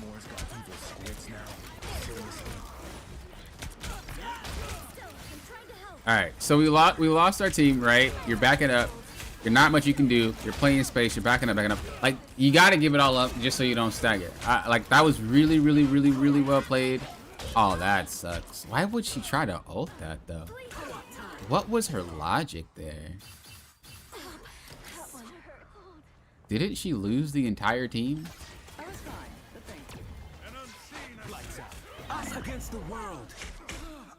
What was there to ult, though? What? That doesn't make much sense. But that sucks that we lost all of that for no reason.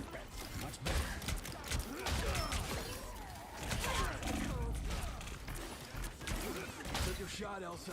No shame in that. I like this. I like this, but I don't like that you're going too early. What I would like for you to do is just pop your head out, bow, real quick. Just let your team get a little bit more kind of in position. Because you can see them, right? You have her and you have the two tanks. Let them walk out a little bit more and then fully show. But right now you're fully showing, and if they were to turn around and just one bang you, they can. So I would like for you to hit them, let them know that you're there, then they'll just back up on their own, and it allows your tanks to take space without having to really do any work. Here, it's just like, okay, well, if they turn around, you're cooked. Or if their team shows up from the left, which they are, you're cooked. And that doesn't happen if you took your time. Well, let's see how it plays.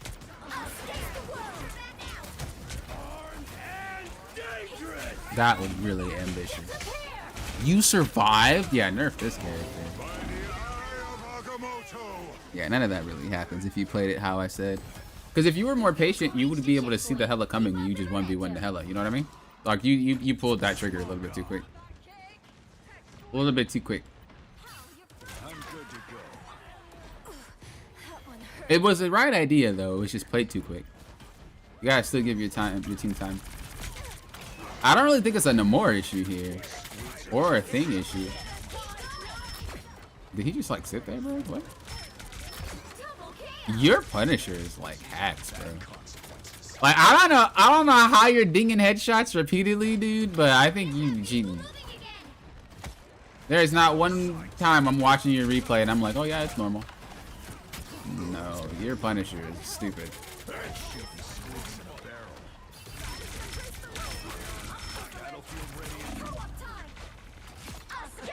Like, what the? Like, I want to report you, and I'm not even in the game, bro.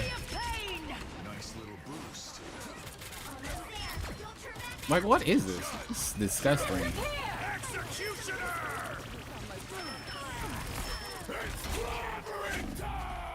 Okay, so I think you have a lot of really smart ideas. I do. I think I've always said I felt like you were a good player aside from your aimbot Punisher, but a lot of what you're doing isn't necessarily bad. It's just the timing makes no sense. So look what you do here. All right? Battlefield ready again. What did the team just do to your team? Think about it. Think about it. If we go back a little bit further, like, what is the objective of the enemy team? Like, just for this game mode, like, what's the objective? It's to push the cart, right? Yeah, okay. From this moment, objectively speaking, what is the better position? Is it low or is it high? It's high, obviously, right?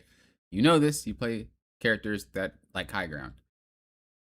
What we did here is we said, hey, you guys are pushing.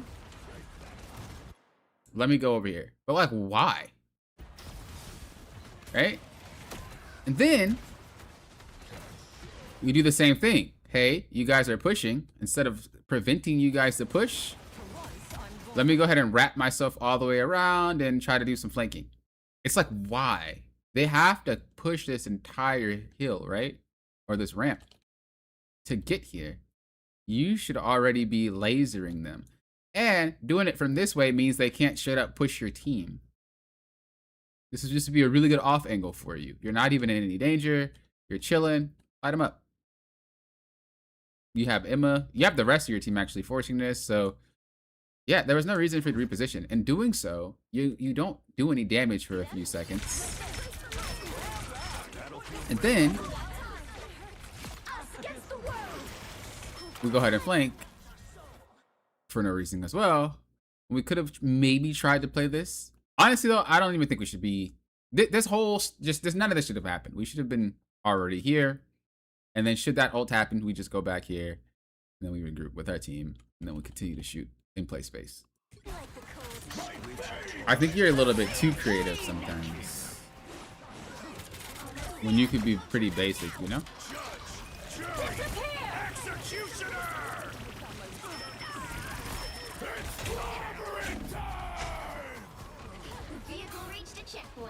That character is something, ain't he? This is not over.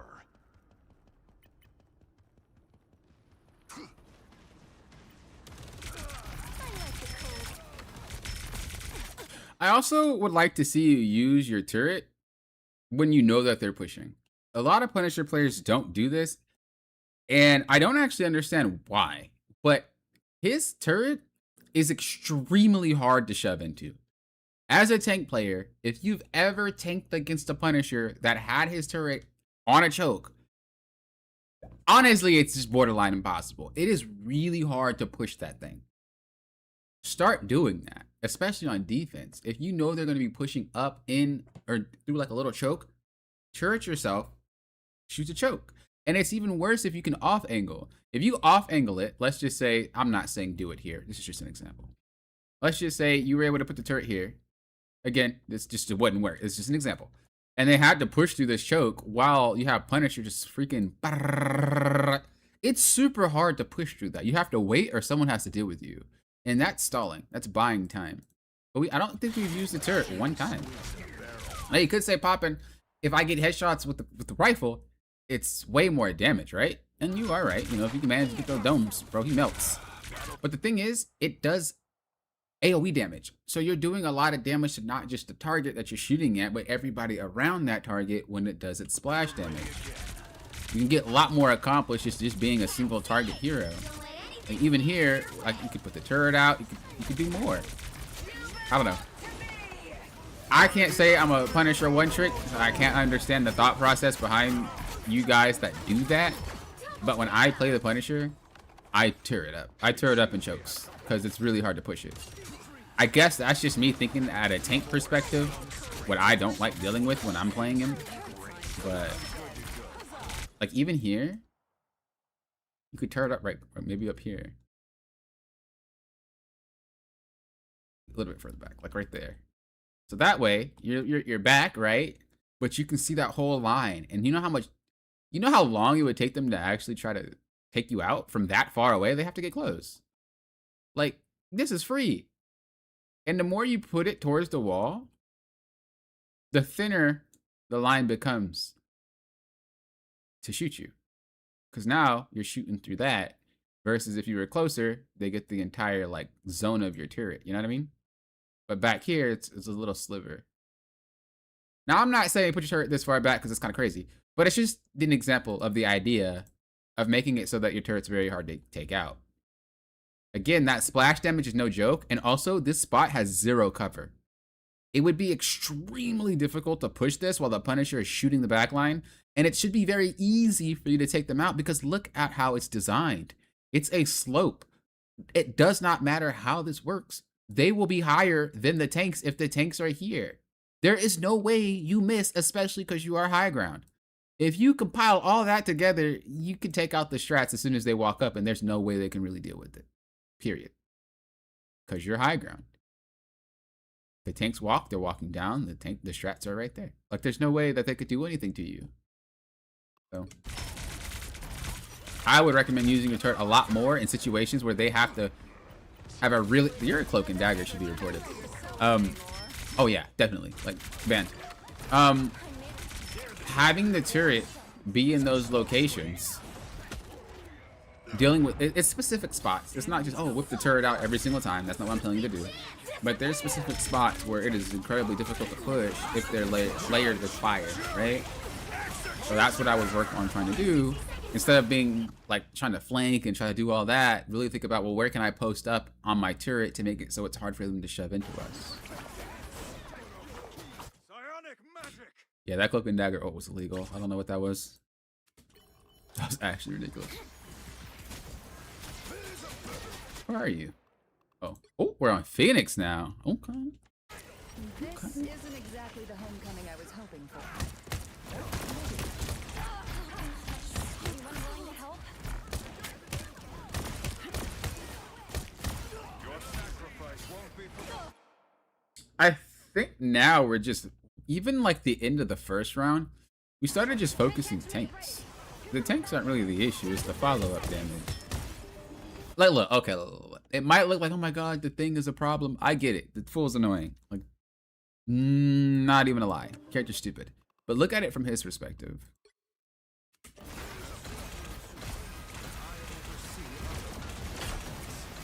Is this the thing doing this, or is it his team? So you're objectively focusing the wrong target because the thing isn't really the issue. Look at him. He just got melted and that thing didn't even touch him. This goes back to what we said about the last replay, where it was even there he got assistance from his entire team. This goes back to the last replay where we said you have to take a little chill pill, you know, relax, press tab. It's okay, we lost. Yeah, the thing's a problem, but you know, maybe we can try taking out the healers. If the thing is the issue, we could take out the healers, and then maybe the tank won't survive that long. You know, a pocketed tank doesn't tend to drop unless everybody's shooting them. So you would have to figure out different ways to solve the problem. Don't turn back now. The final 10 seconds. There you go. Nowhere There you yet. go. Going to Yeah. overtime. Like, it sucks you lost that fight, but the idea was there. So we should start looking to do that a little bit more in the next fights. The vehicle reached a checkpoint. Keep up the momentum. That one hurts. Okay, congrats, Nash. Also, hello. I suck. See, again. Chill. I want you to. I feel like your defense game is weak. Respectfully, I feel like your defense game is weak. I feel like you're not as strong of a player on defense as you are on offense. And that's normal. Not everybody has equal footing when it comes to defense and offense. I personally prefer attack, but also being a one above all player, you kind of have to know how to do both equally, or at least try. My defense game is probably near my offense game. I'm not really a hyper aggressive player anyway. I'm much more strategic when I play, so I'm more of a defense player. I'd rather defend. I like attacking more. I feel like it's less stressful, but I would say that I'm better at defense personally, but my attack is not weak enough to suffer that I can't make things happen. Your defense game is actually holding you back. If I don't know if I can see your profile, but I'm gonna assume most of the games that you lose are convoy or convergence, because your defense game is not there.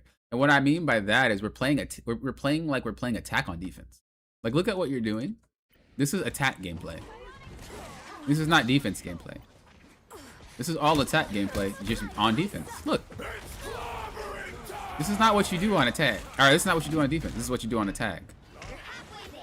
Keep going. Where you're standing, how you're positioning, how you're fighting, what you're doing. This is all attack gameplay.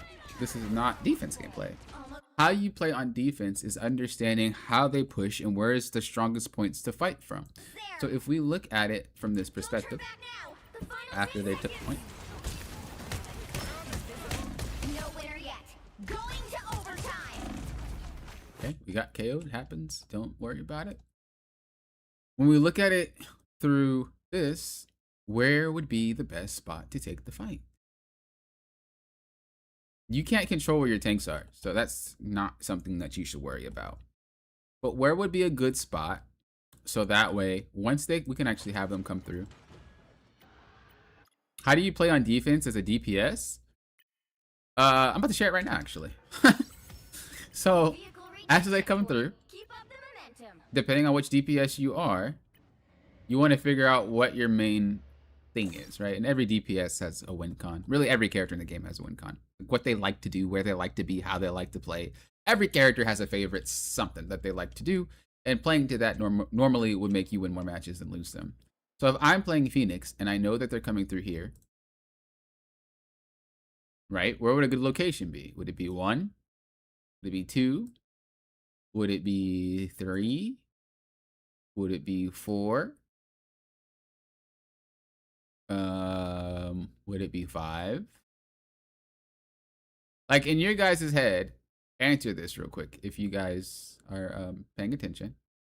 Which of these numbers are the best spots to fight if you're playing Phoenix? 4, 5, 3, 2, or 1, which is up here. What do you guys think?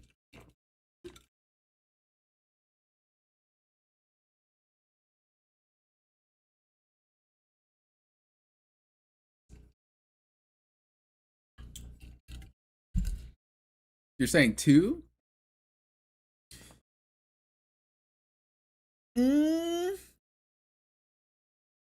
Let's just say we already established. Let's just say we already established that the thing is an issue, right? That was established. We get rolled over by the thing. We have to already anticipate you're gonna have to be shoved back. So if you have to constantly readjust, where would you readjust to, right? So 2 wouldn't really be that great. Angle 5 is a little awkward, but you like it. Angle 5 is pretty decent. It is awkward. You're not wrong. Right? 4, it's all right. It's all right. So this is a trick question. None of these are good spots to fight in. All these spots are horrible. Why? Because this is something that is the attacker's advantage. This means that this location is better for them than it is for us. No matter where you play, this spot sucks. And you can see it kind of play out if we fast forward. That guy's freaking trolling.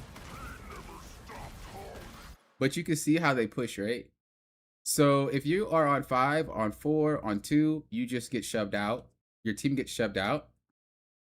And you automatically get KO'd. Or you have to retreat. So you need to try to figure out a spot to be in a better spot to fight, which would be here, right? This is where it's a little bit more even. This is neutral. If they fight, they have down shots. If you fight, you have down shots. So we need to position for where the fight's going to take place, not where they are, especially in overtime. Because if anybody gets picked, they're cooked. So a better spot could be somewhere right here, which gives you good sight lines. Right? As they walk down, you could try to get some sniping in. And if you have to reposition, you can. It's very easy. You can come back right here. Right? So you want to figure out where the fight's going to be, and then you have to figure out where's the best spot for that fight. If we play this out, this is a really bad spot. Why? Because where would you readjust to? Where would you readjust to get a better angle? You're only shooting down main. If they get here, where do you readjust to? You're not off angling here. You're not off angling here. If you're up here, they'll dive you. If you go down here, you're kind of trolling because like there's not really anything down there. If you stay here, there's no off angling. Again, you want to try to remove the pressure. You want to try to be able to get picks. You're not doing it there. Right?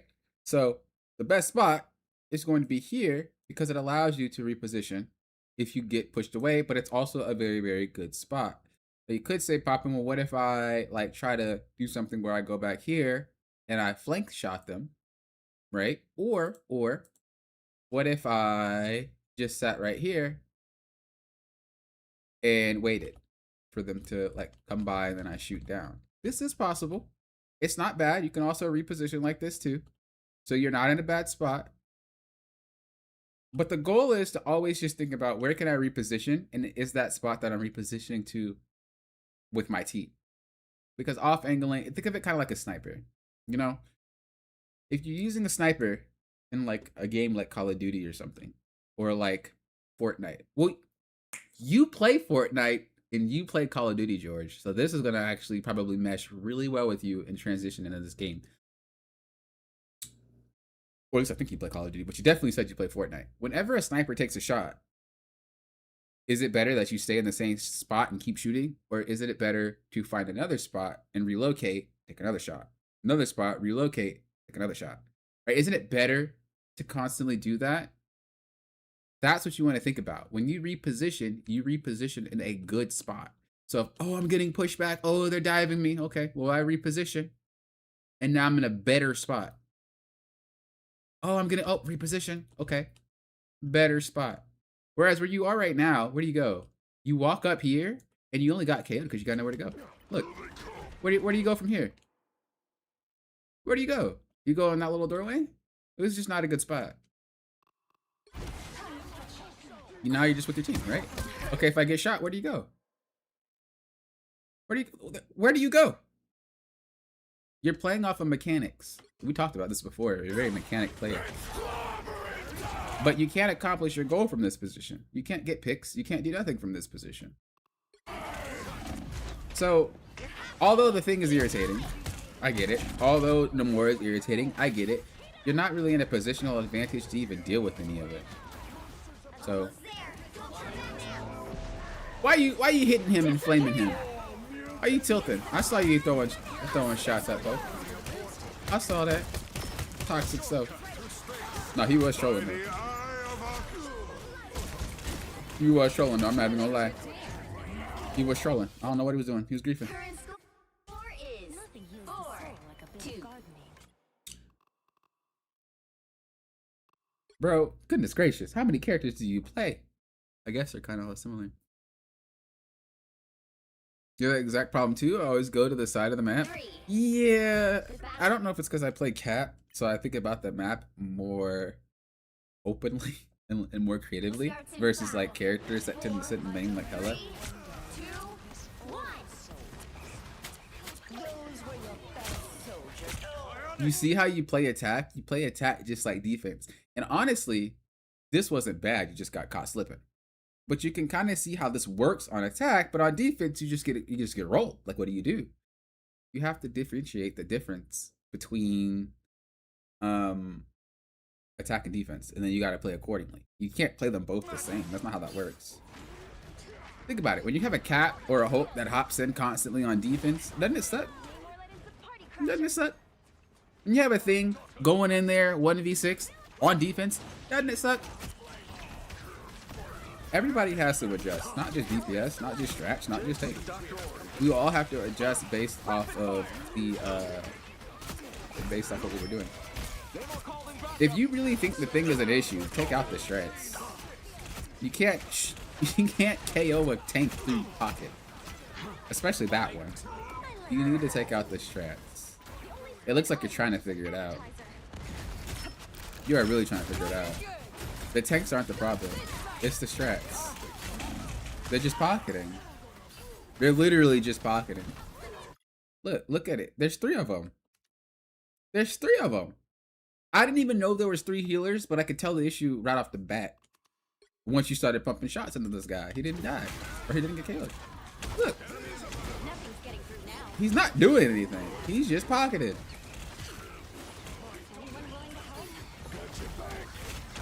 But you have so much disdain for this character. You're just like, I gotta shoot him. I gotta shoot him. I gotta shoot him. No, you were doing fine. Go take out those shots, bro. Go do your little off angle thing.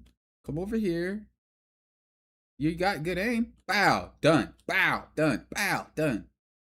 What's left is the thing without healers and a tank without strats. Don't tanks always complain? My strats never heal me. Take out the strats. What is a tank? But you're trying to KO the tank through the strats. It's not gonna work. Like, this is how I end up stalling the point when I play Cap. Because they focus me too much. It's funny because when I was against Adolfo in a custom match, all I did was stall. Adolfo took 30 seconds to realize, nah. And he dove my strats. And he took them both out. And what is a tank without healing? I couldn't stall. It's a similar thing here. You have to identify that the issue, okay, if you feel the issue is the tank, then you need to deal with what's making the tank survive. You know what I mean? Not more damage, that's not gonna fix the issue.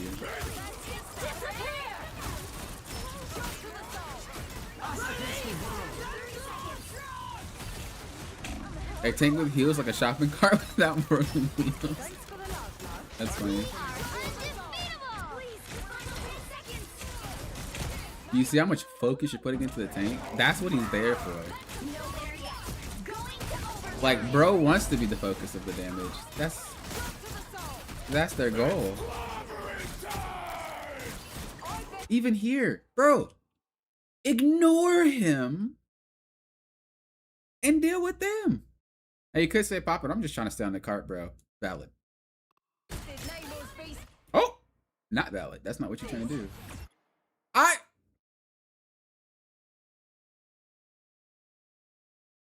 I think you were tilted because honestly, I wouldn't have done that knowing that there's no tank on the cart. So I think you were tilted and I don't think you realized it. But you can see how easy it was to push them once you took out the strat. Once you made it so they had to look at you. Once you made it so that they had to do a lot more work. Oh yeah. This one's just target priority. Remember, whether you're a tank, DPS, or strat, you have to remember that if you guys feel something is an issue, two things can happen. You can deal with it right away. And if you feel like you can't deal with it, it's because there's something else that's making it an issue. So if there's a tank that's constantly surviving, the tank isn't godlike. It's somebody allowing him to survive. You got it. Even if it sucks. I know, I get it. It freaking sucks. But you have to go out your way and let that tank survive to take out the strats. Whether you're a sniper, diver, whatever. Or if you're a tank, you can kind of block the heals with like Doctor Strange and stuff like that. Or push the diver into your team more so that they can't get heals. Whatever. You got to figure out a way. If you feel like a DPS is a problem, something like an off angle, like a flanking Hela, or something like that, and you're like, okay, well, every time we play the game, my team is constantly picked off, bro. Like what am I supposed to do? She just keeps flanking. The character can only do that if they are in that position. Yeah. So how do you deal with it? Make it so that they can't flank. If the Hela constantly comes here for some reason, this is really weird, but like, let's just say she's here and she's flanking your team, come up here. And then she can't flank, right? If that's her only play style and that's only how she wins games, I guarantee that's gonna be the most useless player because that's their strat. And anytime they want to try to come up here, you're there. You might not get KOs, but you're eliminating an issue. You're eliminating why your team is losing. You don't get KOs on the flanking Hela because the Hela sees you and she's like, whatever, I'm gonna poke you. But that is allowing you to win. Now let's just say, well, Hela is doing that, and I'm with Hela now, and we still keep losing the fight. Well, the flanking Hela wasn't the issue. Identify the next one, and the next one, and the next one. You have to keep doing that until you figure it out. It literally is a process of elimination. Once you figure it out, you're good to go. A lot of the times when you guys see me play, I do this in real time, but I don't really speak on it unless we like hard lose. I generally don't speak on it. I just do it. And when you get really good at it, you can figure it out. You can figure out you can eliminate multiple things at once, really, once you get really good at it. Because you can kind of play that team fight back in your head. This is how I track ultimates. I don't actually know specifically what ultimates are like on timers, but I could tell what happened in the fight. It's like a replay. So I replay the fight in my head. And when I do that, I'm able to identify why we lost. I'm able to identify what ults got used. I was able to identify like how things were played. I might not remember every single little detail, but I remember the important ones, which are why we lost and what ults were used. If you could do that, it's very good because then it allows you to approach the next fight with the understanding of why we lost. And it also helps you approach the next fight with the understanding of, do we have ultimate advantage? Yes or no? Stuff like that. So I think you were just kind of tilted and you felt like this guy was the main issue, but he literally was chimping out, getting heals the entire time. If you took out the healers, he wouldn't be a problem. And I've been there, bro. It sucks. I hate that character so freaking much. But they didn't nerf him for a reason, so it is what it is. How do you develop the skill? Well, I used to play League, and I used to professionally coach it. But I also used to play pro in Gears of War. And, well, there's not really any skills in Gears of War, but you can identify why you lost the fight. And when it came to like skill tracking and whatnot, that skill was picked up from playing League of Legends. I would say the best way to think about it is, what are the most important things in the match? So you might not be able to track all ults, but maybe just start with strats. That's it. Okay, did any strats ult that fight? Okay, yeah, Cloak and Dagger did. It's only 2 characters. If you can't track 2 characters. Oh, their Cloak and Dagger ulted. And you can press tab to see if yours did. So you only focus on 2 characters. That is enough to let you know how you can play the next fight. And then as you get better, as you start training that muscle memory of like, okay, I can already tell that ult. Who else ulted? Who else ulted? And you start getting it more and more and more and more, and you can track it all. When you guys play with me and I'm on voice, you guys probably know I almost call out every single ult. Almost. Sometimes I make mistakes, but like I think I get more right than wrong. Like way more right than wrong. I'll be like, okay, so they ulted, that person ulted, the Strange ulted, their Hulk ulted, their DPS ult. Like I call out every single one. And then we play the game. And then I'm like, okay.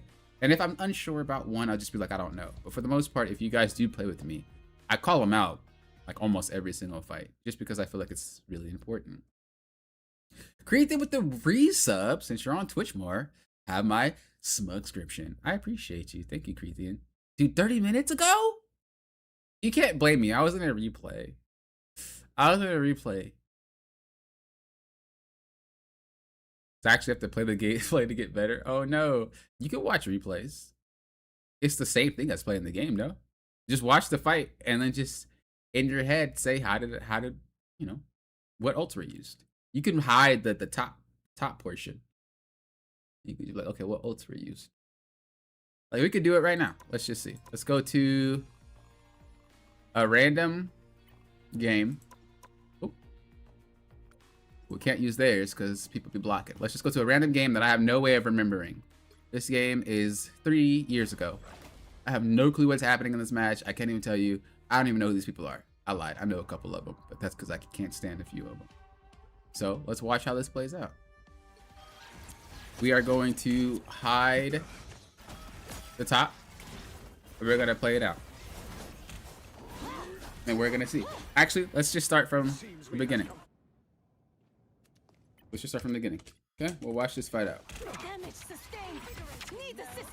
Or we'll just watch. And we're going to see. If you want to participate, I'm going to ask you guys what got used. And you guys tell me if you guys know.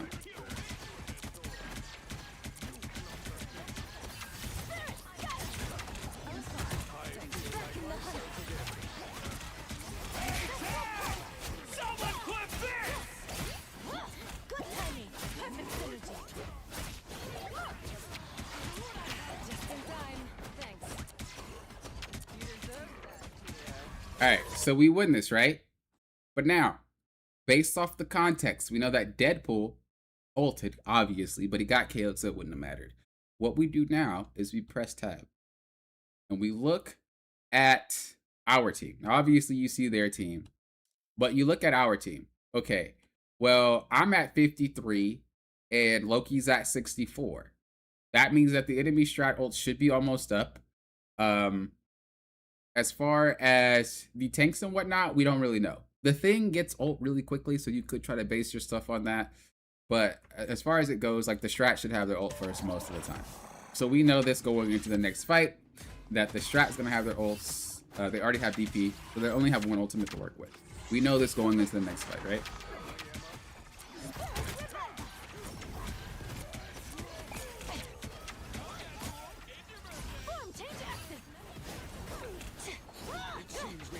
I was so mad I couldn't touch this guy. Okay, and we know now that the thing probably almost has ult. If not, he has ult. Right? Did he use it this fight? No. That means the thing has ult next fight. So that we have to pay attention to that. It's not really about like their specific number, but it's just about how many team fights did it take for them to get it. Most characters take 2 fights to get it. Most, unless it's a very, very long fight. Most fights take, you know, you got 2. You guys wipe once. At least at the start, when everybody's at 0, it takes about 2 fights for someone to get their ultimate that's not a strategist. Usually. Not all the time, but usually. Alright, we noticed that the guy swapped the group, so we know he's probably at 50% ult charge because he was playing Doctor Strange. We know that the thing has his ult coming soon. We also know that Loki has his ult. I have my ult, and we know that the enemy strat has their ult as well. We also know that they swap DPS, so their ults are down. They should be at 50 as well. I really don't know why he ulted like that, because I already knew his ult was coming. Now we're in a situation where they have 2 ults, and we only have 1.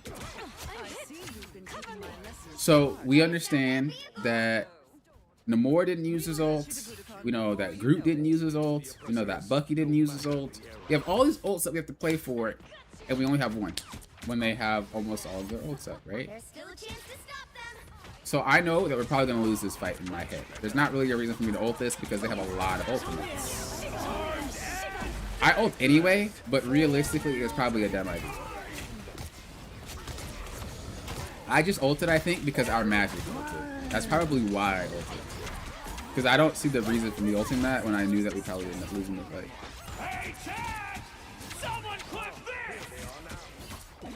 Did we lose the fight? I honestly don't remember. I didn't remember the outcome, but just based off what I've seen and based off just the experience I have in the game, I knew for a fact that we would lose the next fight. Just, I don't remember in game. I just know what the context that we have, we would lose. So I even questioned myself why I ulted, because I was like, that's stupid. But I think I ulted because Magic ulted. And I was just like, well, I'm going to ult with you. But they had more ults than us. So there was no way that we win. That being said, they expended all of their ults, so we should be able to win the next fight, right? And this is how I think about the fights every single game that I play. I think about it that way.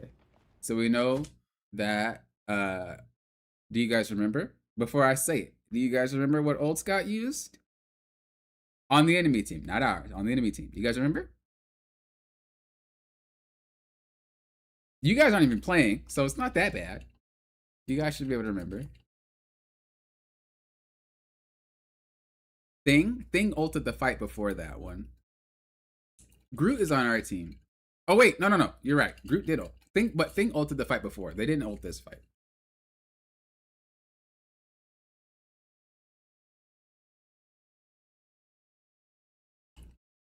You don't know what voice lines are correct? I don't usually pay attention to the voice lines. I just pay attention to the screen. At least that's how I do it. Namor. White Fox did ult. Namor did ult. Yep. Magic is on our team though, so it doesn't matter.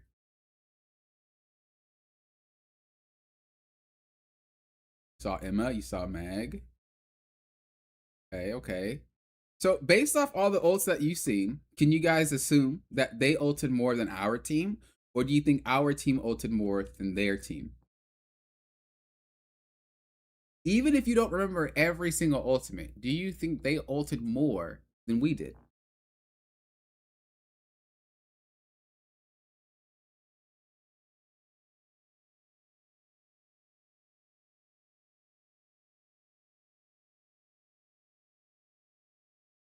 Yeah, they ulted more than we did. They don't have shot ults, they used theirs already. So they're down DP. Well, obviously can get it back, but White Fox got used. They did ult more than we did. So we automatically win this next fight. Just off the fact they don't have any answers. Right? So let's press tab.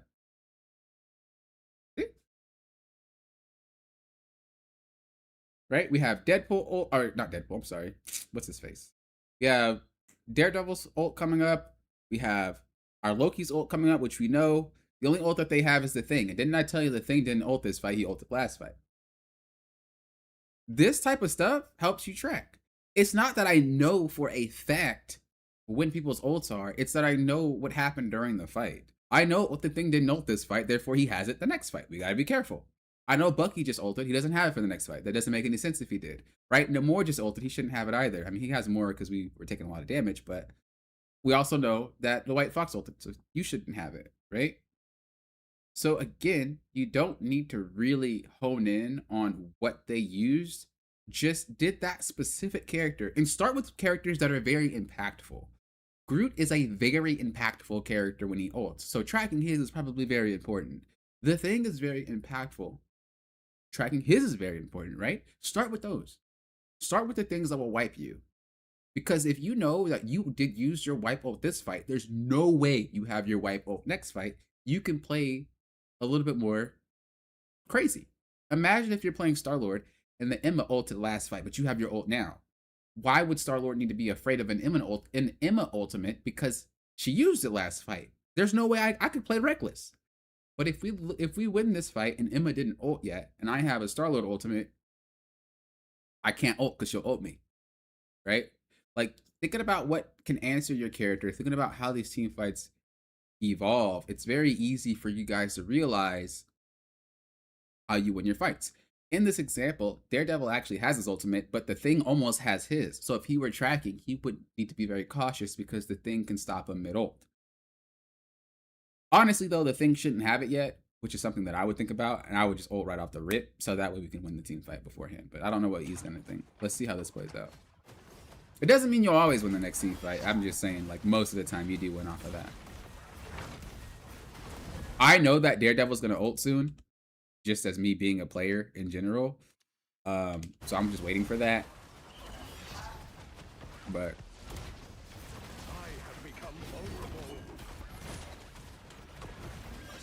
So we already lost one. As I said, it doesn't matter that we have ultimates. It doesn't mean that you automatically win the fight, but it is something to keep in mind. Okay, so now this fight played out. Did anybody use ults? No. So this means the next fight, shouldn't everybody have it? Our team and theirs included? Let's check. Yep. Right? Groot's gonna have it. Thing has his. Namor almost has his. White Fox almost has hers. Mag almost has his on our team. We already know Daredevil has his because he didn't ult last time. Loki has it, and I almost have mine. So yeah, this next fight coming off, you should see about 4 or 5 ultimates popping through. Again, you don't really have to know the specifics, but you should know which ones are a problem for you and your character. It will help a lot. And then as you get better and better, you'll be able to do it no problem. All right, let's take a look at Amber's replay. Welcome back, Savage. Hello. And also, what's up, Mads?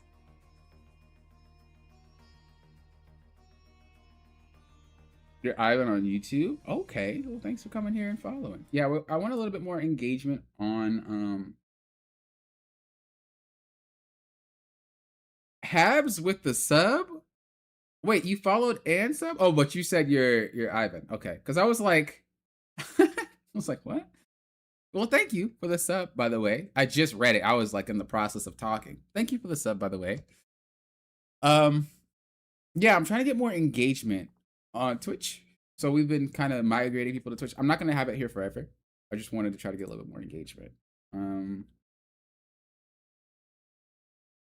Okay, so you said you want to do the custom? Okay. Oof. Why you gotta put me in this one? Oof. Y'all was cooking though.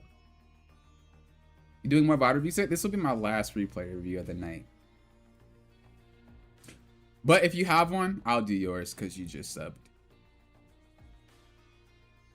I'll extend it for you. Do you have one?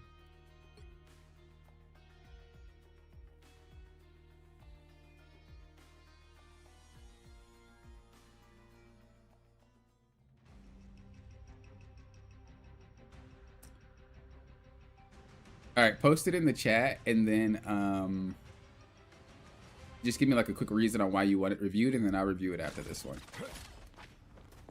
I'll gift this up. You don't have to gift this up. I appreciate the support. But yeah, because you subbed, I'll do it. Don't worry. Why are we looking at me, bro? I'm conceited. Okay.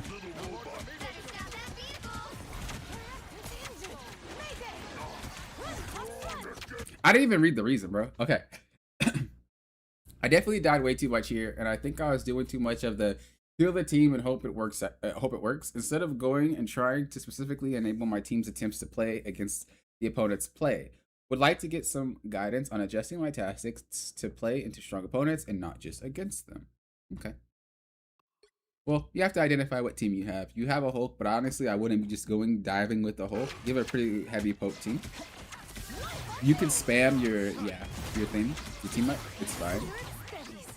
You shouldn't really get too close.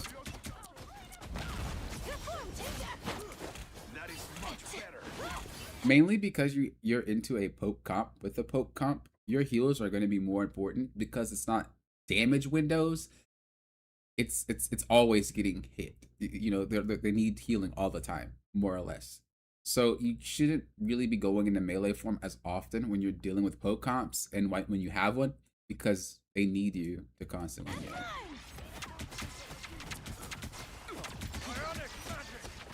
This is one of those situations where you also want to make sure you're playing out of vision, because again, they have a poke comp, so there's not much you can do about it. So you gotta creep corners a lot more than just pop your body out like that. So by creep corners, I mean you gotta position in a way where you can see them and not really have to do anything. You gotta let the game play.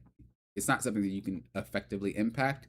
You gotta let the game play itself out. So as long as the cart's moving, job's getting accomplished, you know? So you let it play out and you just slowly heal and creep. Slowly heal and creep. You see how you're taking damage? It should never happen because you shouldn't be standing there. You should be here. And as it plays out, as they move forward, you slowly creep and you push with your team. Heal, creep, push with your team. And you pocket them. Pocketing isn't something that people use to get carried. Pocketing is necessary because it's a strategy. Sometimes it is more important for you to heal than it is for you to do damage. And it might be for 90% of the game. And then 10% of the game you actually attack.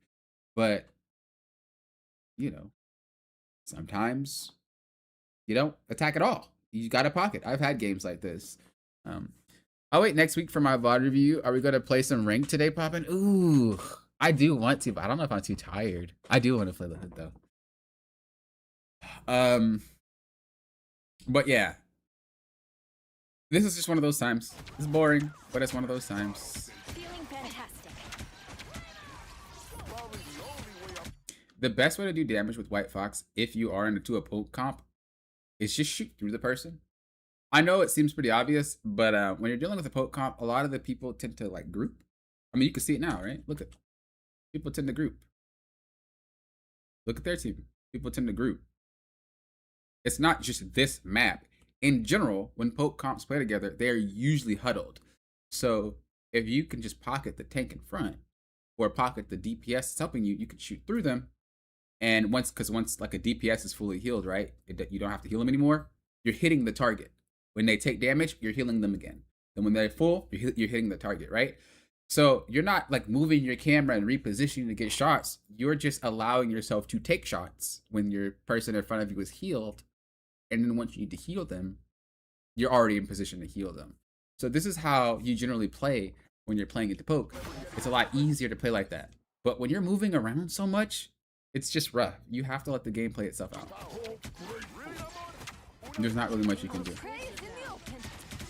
But you also have to position yourself in a way that the map is being pushed. So look, we've played these maps thousands of times. This is how the cart works. Which means that if you need to heal majority of the map, being here is not it. You're cutting yourself off, right? You should be in here healing like that because that's where they're going. And then as they move forward, you move forward and you heal there. Or if you want, you can sit in here and heal like that. I don't recommend this though. I don't recommend healing like sideways with her because it's hard. It's really difficult to heal like that. I do it sometimes if necessary, but I'd rather have the group in front of me. Healing sideways is just really hard. Her shots are hard to hit sometimes, and I wouldn't do that. But always plan to go where it's happening. If you are going to stand behind the cart, stand behind the cart because that's where they're going, right? Which you should already know, like, okay, I got to somehow end up over here because I know that they're going to go here.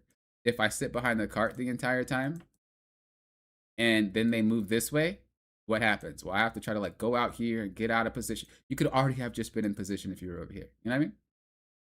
That's pretty much how it works.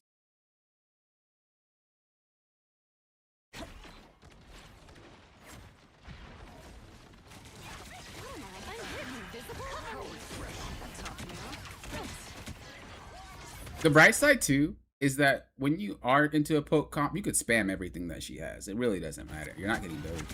So spam your team up too. Yeah, like this. This is good. Spam your team up. Oh, don't move though. Wait, why did we ult here? I feel like I kind of remember you ulting this.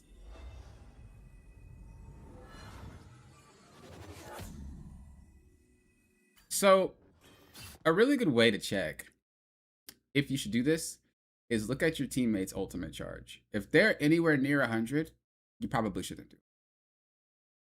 I wouldn't. Because you know that if she's at 100, they're at 100 or really, really, really close to it.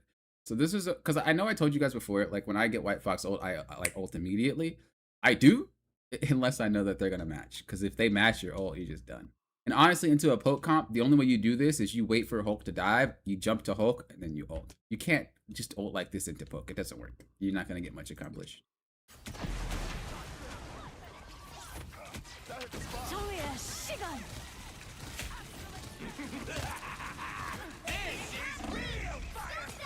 The bright side is you did burn a rocket ult. So I do, you know, we like that, but they could have just disengaged. They didn't really have to match that. Maximum pulse. That's unfortunate, but like what you did wasn't bad. Like I said, I would have preferred if you would have just teleported into the backline and then did that, but they answered your ult with an ult, which is good. Job accomplished. Just you were so far away, they could have kited that out. They didn't have to ult your ult. It wasn't necessary.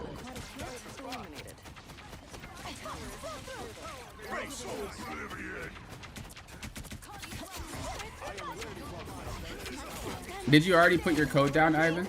Let me know and then I'll scroll up.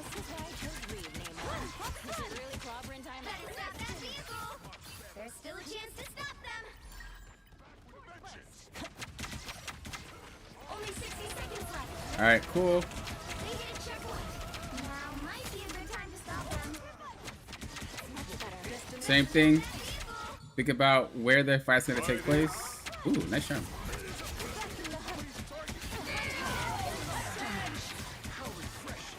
Good. I would like you to creep the corner a little bit better though. Remember, you're in the poke. Poke means they'll snipe you. You gotta get really good at understanding this. Creep the corner.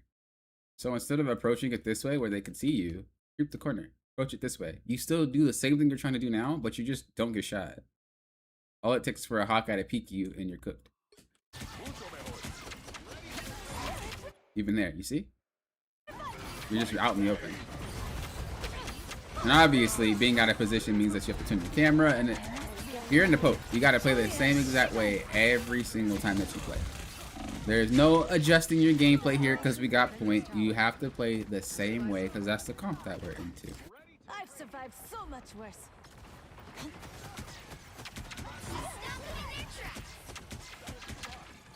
Alright, Ivan, I'll do it right after this one. Yep, line yourself up so it's easy for you to heal everybody. You don't need to be close. You don't need to be close. Be far. It's cool. Chill. Be here. And then creep the corner. That way you're not exposing so much. The closer you are, the harder it is for you to heal people. As weird as that seems. Because look, what if she takes damage? If she's over there? How do you heal that? But it looks like they're playing to you kind of how I expected you to play with them. Could you have charmed him out of that? He could have. Oh, you used it already. Okay. I was like, could he have charmed him out of that? I mean, that's just a lost fight. Nothing you could have done. You could regardless. Who controlling? Who controlling instead of giving me Spider-Man?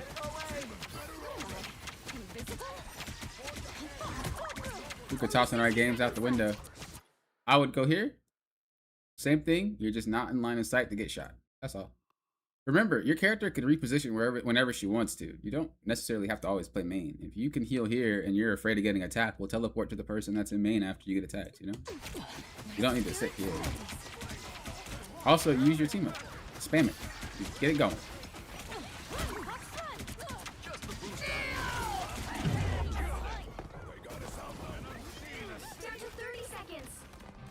Get it going. I don't know why Puka plays Spider. Yeah, I don't know. I asked him, I was like, you want me to go Spider? He stayed on Spider. Like, more trouble.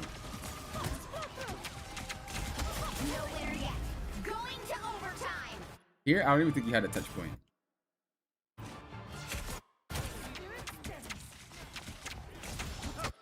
You have a Hulk. So, I think you were good. I don't know if you had to touch. Did you? Oh no. Yeah, if you didn't touch, we lose. If you didn't touch, we lose. Wait, am I looking at the wrong team? Wait, I'm gonna check one more time. Oh yeah, both our tanks are griefing. Wait, hold up. Let me go a little further. I'm curious. I'm actually genuinely curious. Okay, there's a Hulk there. And then where was our thing at? Oh, he was coming back. Oh yeah, force trolling. Force trolling. I would like to see you TP out of it though. I don't think what you did was necessarily bad, but you gotta TP out. Instead of trying to fight that. Touching was all you had to do. TP out. I feel like you gotta be a little bit more nimble with your gameplay. You're very like feast or famine. You know? You do one thing and you only do that thing, or you don't do one thing and you only don't do that thing. You're not really nimble. you're not flexible with your gameplay and with your decision making. It's kind of just all one motion. Like if we see how I played that, I don't really even play Gambit like that, but it's just a thought process.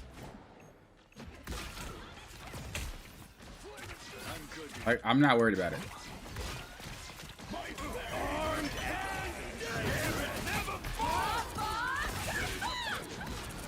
Right? I'm still backing up. I'm still out. You can kind of see how all over the place I'm very flexible. Like, you could say, well, it's Gambit. I play like this on every character. Because movement is important, right? You shouldn't really be all in one motion. You should always be repositioning. You should always be aware of what damage is coming. You should always be ready to move. But I feel like your gameplay isn't that nimble. And it'll get there. It'll get there. But you just have to be ready for the damage. You know, I think sometimes you just accept your fate. As weird as that sounds, I feel like you accept your fate. I feel like you're just like, well, I'm gonna get KO'd anyway. But I did this. Little chance to stop them. Remember, you're the most important thing on the team. You know, make sure that you remain that way. Be safe. Now might be a good time to stop them. Better stop that vehicle.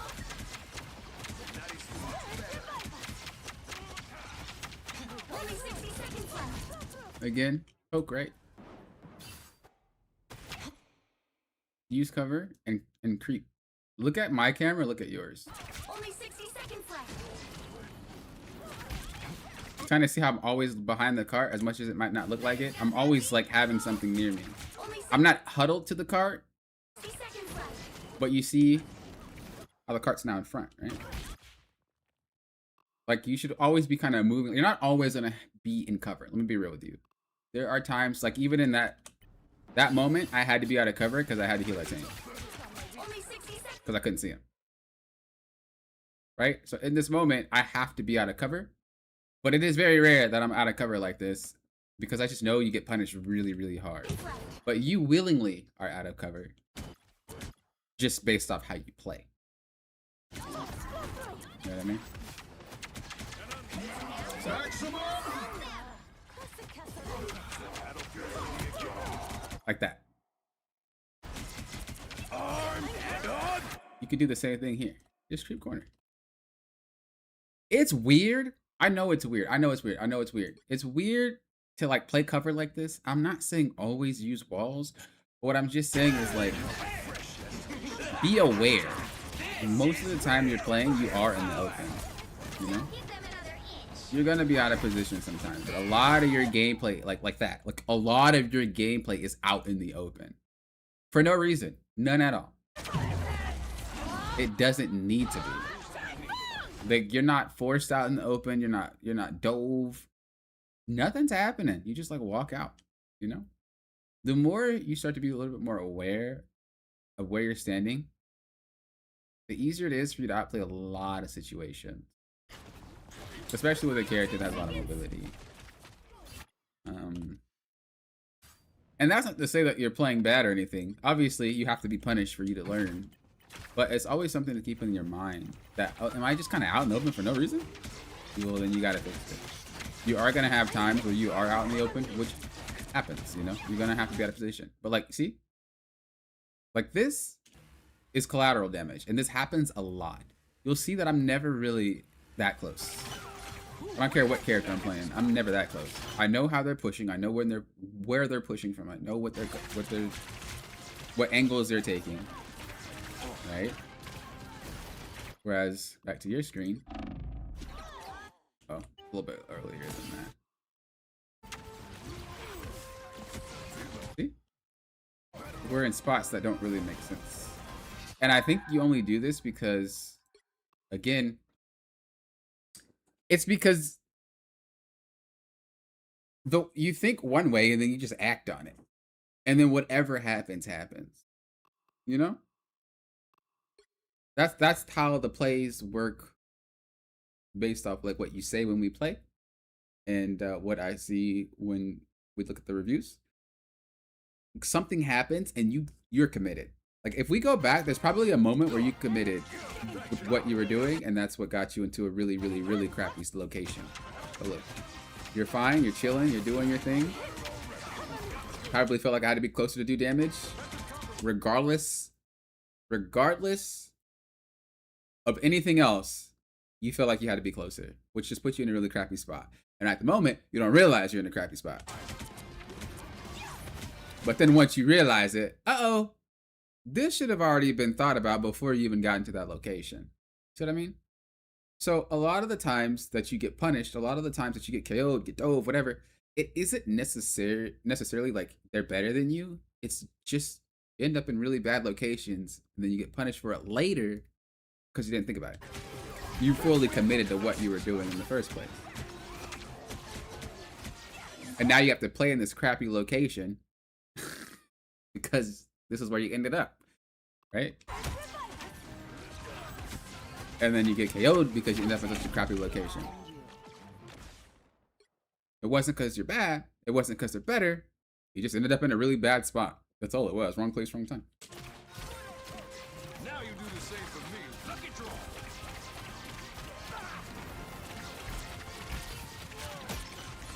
Yeah, you just gotta play to like what's happening to the game state. Just evolve your gameplay. Be flexible. You're very like one-dimensional. Based off how the game is evolving, be flexible. Right? I'll walk you through it. Let's watch it. I'll walk you through it. Kind of like the thought process that I have when I play. We lost our team. There's not really a way we can play this. Let's back up. I should not look to walk forward to this because we lost our team. There's no way we hold this. Let's back up. You see how I'm already gone? The fight was over. There's no world where we play this. We have nobody. But look how long it took you to react to that and realize that. It's the thought process of like you're one-dimensional. It's very like I see something, I act on something, I do that something, period. No ifs, ands, or buts. And either I get KO'd or it ends. And then I think about my next step. I already knew that was done. There ain't no reason for me to even be over there. Again, there's no way we fight this. Nobody's here. Just run away. It's fine. There's no way we fight this. Back up. You gotta back up. I don't even think I'm that deep. I don't recall why. I don't think I'm that deep. I would just attack and just bounce the shots off the ground. This is not really a fight that we win, really. But I would never be as close as you are. Because we know how this fight's evolving. We see that we're kind of losing players already. So every single thing that you see, every time something happens, evolve, adapt, change what's happening. And then you'll be able to readjust, reposition, all that extra stuff. It doesn't come just by knowing what's going to happen all the time. It just comes from what you see. Like right now. They have the advantage. They're pushing us. There's nobody here. Back up. But you see how you're still like in a location that is very dangerous? And you get shot. That was already obvious that you would get shot, right? Puka's trolling. I don't know what he's doing. He's trolling. But now you're half HP. Don't walk forward. You can tell they're already pushing your team. So we back up into a location that's safe. Which should be like right here. Right? Almost there. Don't turn back now. Armed and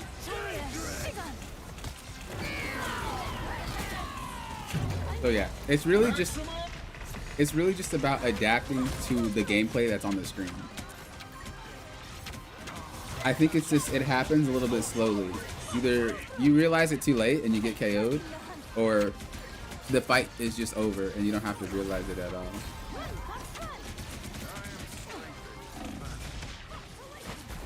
Honestly, you could have been in melee form earlier and probably KO'd him.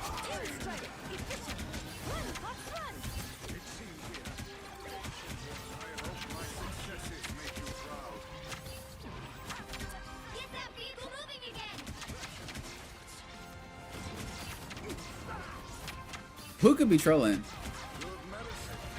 For sure.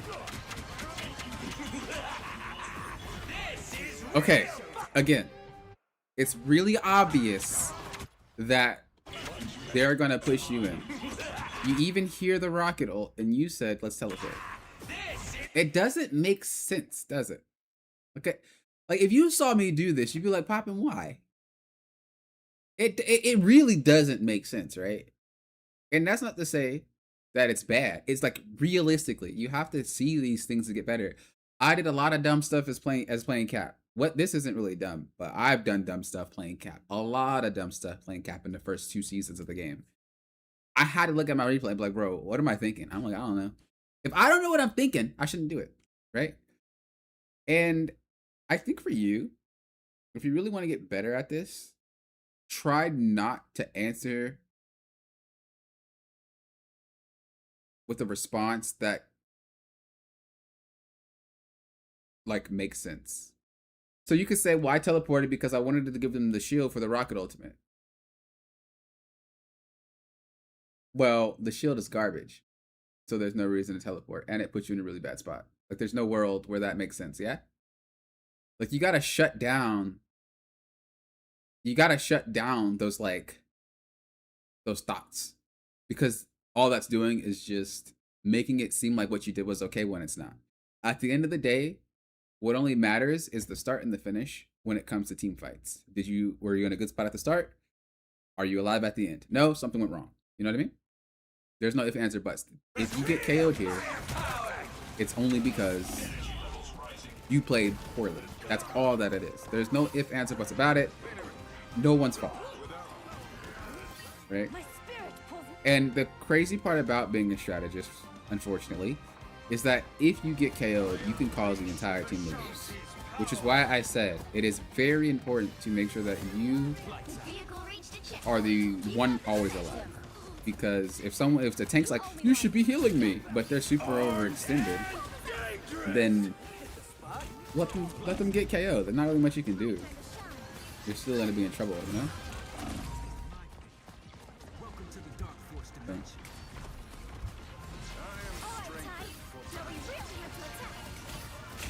Even here, you see how much you're out of cover?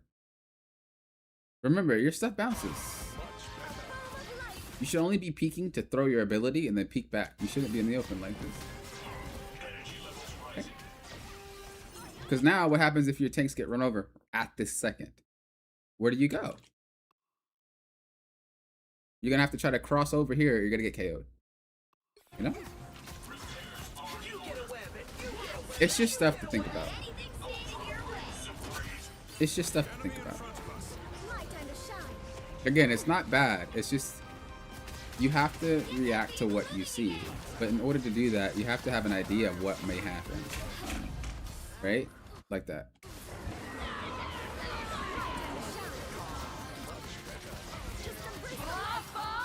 If you know that Iron Man is shooting you from this location, try to get over here. That way he can't shoot you from that location. Maximum pulse. Ooh. Slick face, slick face.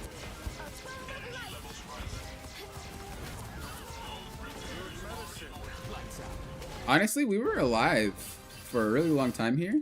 You could go close. Remember we talked about like being more aggressive. You could go close. I actually don't know if this is before or after.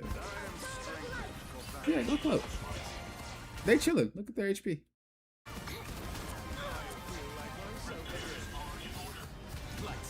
Laser beam them.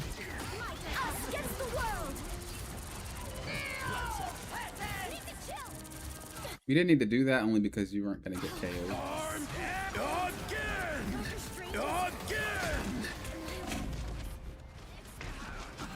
Yeah. I mean, you couldn't really do anything. Like, no matter if that was a rank 1 player in the world, you couldn't do anything. We got wiped. Not your fault. Nobody's fault. But you know, it's just team game, right? Team issues happen. You can't save everything, and that's also something that you should really recognize as playing a strat. Is that I can't save every fight. Sorry tanks. Sorry DPS. Y'all suck. I can't save everything. At the end of the day, that's what you got to think. It's not your job to fix everything. Some fights, bro. You just lose. You just lose. Not a skill gap, nothing. That was not a fight that you were able to really do anything about. However, you have to think about all the times that we got KO'd before. Could that have impacted the fight? Right? And if you ever do go back, you could realize there are some fights where it's like, ooh, because I got KO'd, I couldn't do this. Because I got KO'd, I couldn't do that.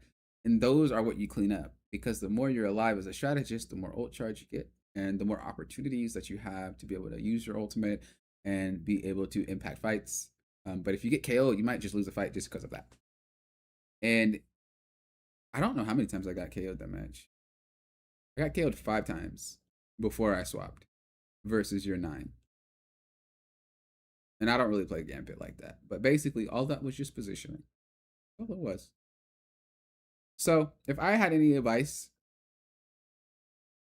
it's that you have to adapt. Remember that game that we played and we lost it the first round and you were like, well, this is not a balanced team. And then we ended up winning and we won in overtime? Adapt. That's all it is.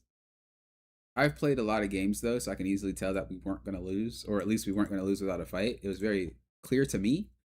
But you got to get yourself in that mindset of like, okay, well, it went wrong here. Maybe we should fix it this way. And then as you do that, do it mid-fight. Oh, the fight's doing this. Oh, okay, well, if we're getting pushed in because our tank is low, let me go ahead and reposition over here real quick until our tank gets our bearings and stuff like that. And then once you start changing how you play as the fight goes on, you'll be able to win more fights. Also, it's similar to how I played the Hood. Remember when I almost got KO'd as the Hood? And you were like, there's no way you survived that. How? I read everything before I did anything. I mean, we might have lost the games, but a lot of the plays that you guys would have seen is because I already know how it's going to play out. I know what it's going to look like. I know what to expect. And if anything goes crazy, I'll just adapt to it in that moment. You know? That's how you have to be when you're playing any role in this game or any character. Have your game plan. And then on the fly, adapt if necessary based off how the fight is behaving, right? If you're playing Rocket, really, really easy example. If you're playing Rocket and you get dove by like the thing and he's in your face, what are you gonna do? You shoot him. It may seem like that's such a basic thing, but that's the foundation of adapting. You were healing until something got in your face. And at that point, you were safe enough to shoot him. Do that. But on some characters, it's at a higher level. At some characters, it's way more steps than just, he's in my face, I shoot, right? There's a lot more to it depending on which characters you're playing. So learning that skill is very important, and you can start playing a lot better once you do that.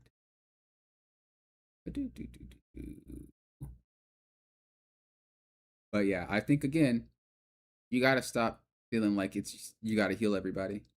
Some people are just in crappy locations, and if it's unsafe for you, it's unsafe for you, period. Shielding anybody that's in a bad position, like Puka was in a really awful position, objectively. And if he saw his replay, he'd probably be like, yeah, that was really bad. What are you going to do about that? Like, that's not your problem. But then you TP in, and then now you're in just the same spot. 2 wrongs don't make it right. I know you've heard that before. That's what my mom used to say to me. 2 wrongs don't make it right. I'm like, don't 2 negatives make a positive, though? No, I'm just saying. But,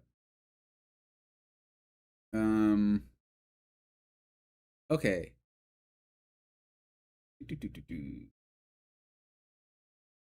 You told me I played too aggressive and I didn't use cover enough on my last VOD. Okay, let's check it out. Let's see. Feeling a different kind of charge today. Yo, Nash, shut up. Why you always do me like that? Why you always do me like that, Nash? The disrespect. Who are you playing in this match, Ivan? I don't know the name of your character or account. Oh, your name is blocked right now. Got it. Okay. Oh, you have to think of this. Oh, you already answered before I even asked. Okay, you're cooking. Got it. Oh, you're not blocked. Bro, I'm just blind. And y'all thought I was going to play ranked? Like this? Y'all crazy. A little help, please.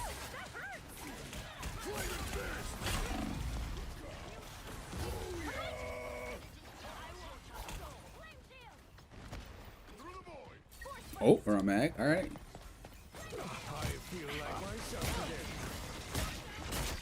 Be a doctor or a lawyer? Instead I'm a sweaty DPS? Exactly. Look. Look. I'm proud of you. That's all I'm gonna say. Without you, teams wouldn't have a DPS. So theoretically, if you think about it, you are a doctor because you fixed our team. Thank you. They hit a checkpoint. Now might be a good time to stop them. Watch your tail. You are under my protection. I'm not saying anything because everything's really textbook. Like, you're chilling. I don't see anything yet. I always feel like I have to put that disclaimer out there. Because I know, I don't know, I feel like maybe you guys don't think it, but I feel like some people might get replays and they're like, Poppin', why? You're missing everything. I don't know. There's nothing to say. Everything is, I don't see anything wrong. I'm not going to nitpick things that don't make sense. You cooking. Dr. DPS fixing? Chill. I like that high ground. It might not seem like a lot, but it is. Why are you sending me a glaze vibe? Okay, you're overstepping your boundary. Whenever I say anything good in my game, I start doing worse. Whenever I say anything good in a replay, it goes bad. Bro, am I just that person? Am I just that type of person? Let me just never say anything good. Jesus. Bro, if I ever say, oh, we have some good weather, get ready.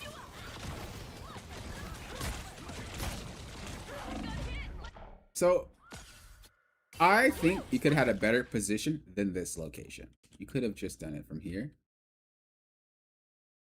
Because, I don't know, I just feel like there's not much you can accomplish from this angle. You look. Have a good night, LSC. Thanks for hanging. Thanks for hanging. Popping is bad luck, clearly. But yeah, there's not really much you can accomplish from this location. You know? Like, you can hit him. I mean, I guess you can hit them. I don't know. I just feel like there's nothing here. You could have just been back here, or maybe even on cart for like a better angle. But being right here, there's not... I just feel like it's really bad. It's really hard to explain to you, and I know it kind of sounds foolish now that I'm speaking on it, but like there's not much you can accomplish here. There are two tanks back to back, basically, like, or side to side. What do? You just face tanks. Whereas we're trying to look for an opportunity to get a KO.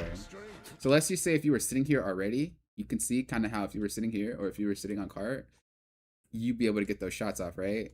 So you would already be in position for that. Where you were, it was just a really, really bad spot because there was nothing to be accomplished. Mag is just always looking for something. Dreadhead, hello?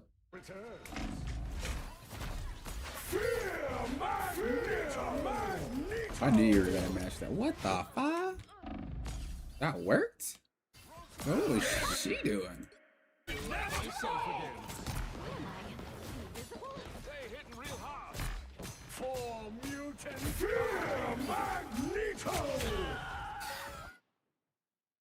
I think she tried to bird out of it, but I think she is just too slow. Did she? I can't even tell if she pressed it. Or did her body just look like that? Hold up. Maybe if I look at it from the side. Did she just eat the ult to the face? Did she not even try? I don't know if she tried to do the animation. Wait. Huh?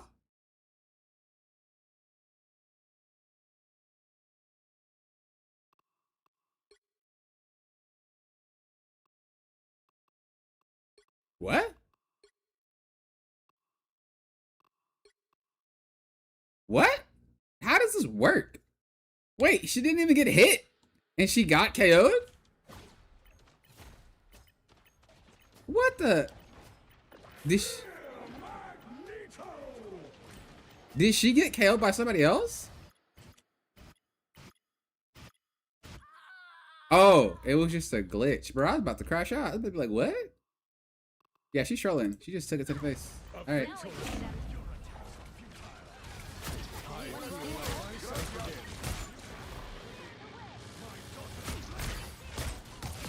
Ooh, that was nice. I like this, but exert pressure. So you're basically playing like a DPS here. I like this though. When you got up here, boom, beautiful. This is amazing. Really good spot. But exert pressure. So get up here and try to be here. You might get KO'd, whatever, but you gotta exert that pressure. Get up there and try to push him back. I would probably wait till this guy moves, but still move forward like that. You see? Now go over there, that little spot, like this. Okay. And then like move them back. This is good though. I like where you are. This is not a bad spot. I would just go over there. Still, I would go over there.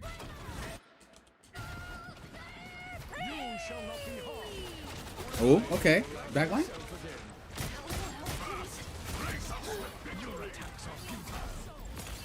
Bruh, I'd crash out if I got hit by both. Now might be a good time to stop them. They hit her square in the forehead. It really did. The demise of this hella and slow. I was wondering if they tried to burn out. That's weird to just not react to a magneto in your face.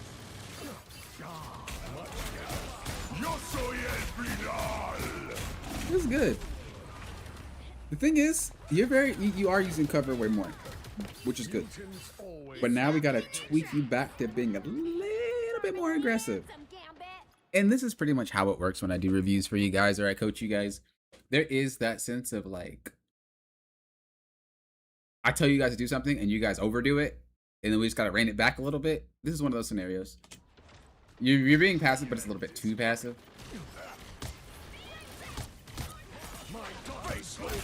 So turn your aggression back up like you used to, but just, you know, make sure you're taking more aggressive and advantageous spots like this. This is really nice. I don't know if I would have pushed this far. Probably would have pushed that until the walls came down and then assess the situation. But this is basically what I'm talking about. You see how you're in an aggressive position, but you're still in cover. What you did beforehand was more of like this, where you're not really in an aggressive position, but you are using cover. In order to create space and move, you gotta kind of be in these spots. Oh, you went for the flank route. I mean, it's kind of the same thing.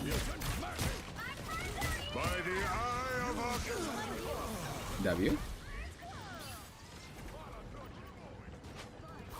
Yeah, like you see, go, like assert dominance on the space, like create space, use cover, yes, but take space. It's free. You have a lot of free real estate. You just haven't been using it this game. Remember, aggressive positions are what you're looking for. Oh, beautiful. I like this. I like this. I like this. This is good. You got to just kind of keep moving with the team fight, you know? The team fight starts to move forward, you got to move forward. If it moves back, you got to move back. You're very good at moving back, though. We just got to get you to start moving forward when you realize that it's time.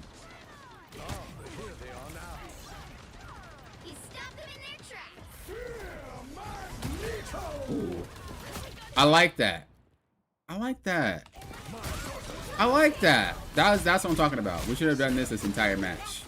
That was very well played. Very well played. Blaze vibe, blaze vibe. Blaze vibe, blaze vibe. Down to 30 seconds. Don't let him get.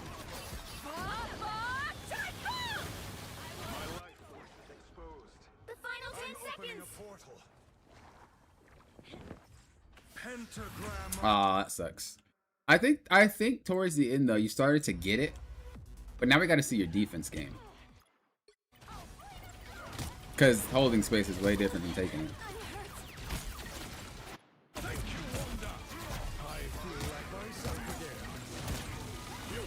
Okay, we know that guy's at the top right.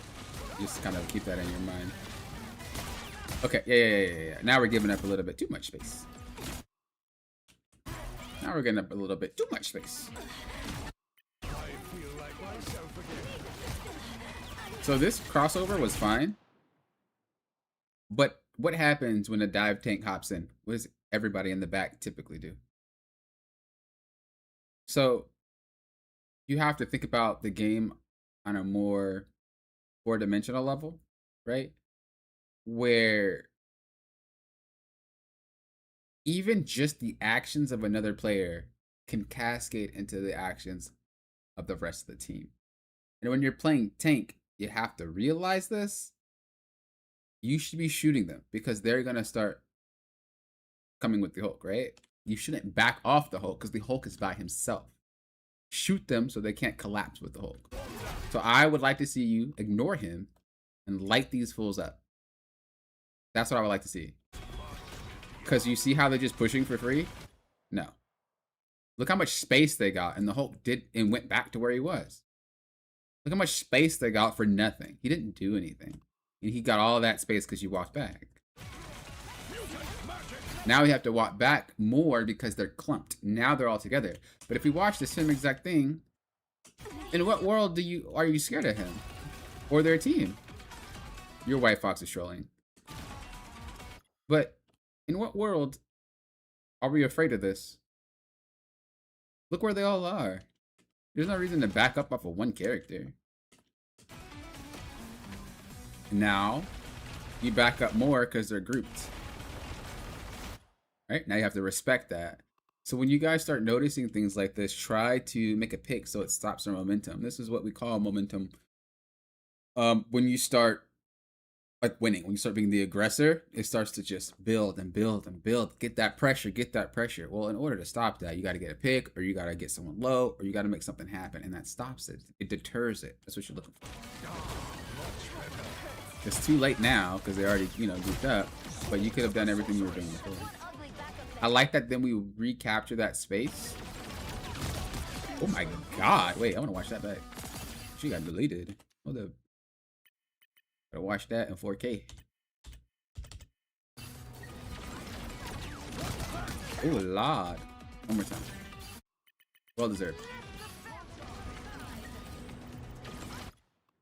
Bro, he hit you with the Kamehameha. Oh my god. Bro, hit you with the Mazenko. Mazenko! Ha!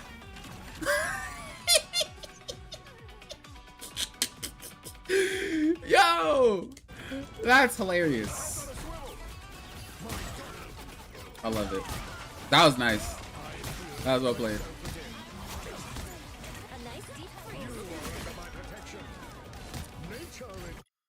How do you balance playing the range and not giving up space for free?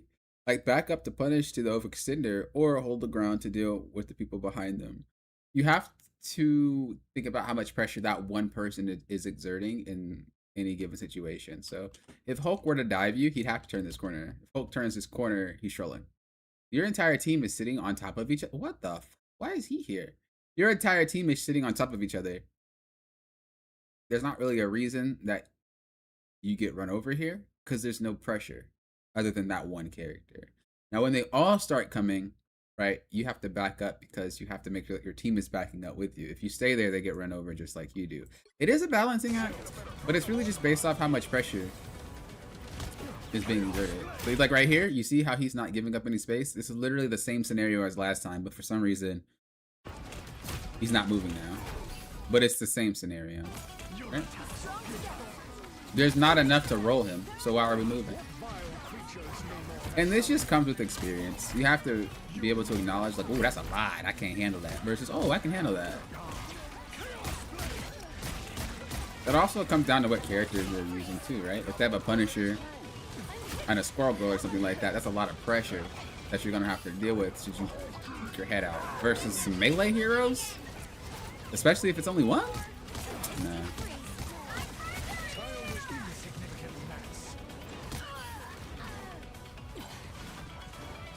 That Namor is really trying.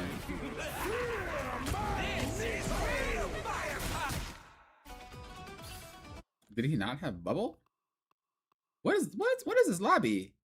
I am ready to put Oh, he didn't have it. I almost crashed out. I was like, what? I am ready to put on a show. I like how you just like F it. Yeah. I like how you just like F it. You're like, Like, oh, you know what? No, no, you checked on him for a little bit. You checked on him for a little bit. You're like, I'm gonna poke you. Ooh. Okay, you a little bit. How do I? You know what? F this.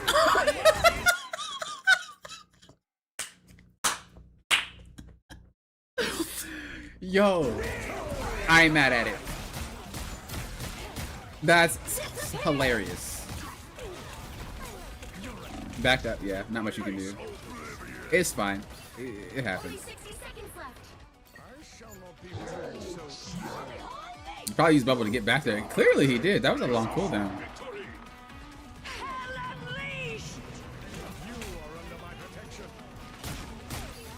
to 30 seconds. I mean, the fight's lost, bro. Keep up the momentum. Yeah, either you just walk out there and get KO'd or you retreat. The fight was lost. Yeah, no, that ult was, I respect it. Are you typing? Why are you typing? Why are you typing, big dog? Bro, he just got mowed. Or was that somebody else? Oh, that's somebody else. Where is Squirgle to be KO'd by Rocket, bro? Oh, I gotta watch this. What happened? You're welcome.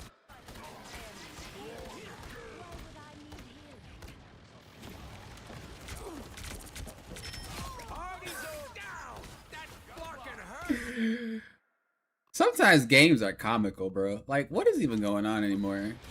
This season is something.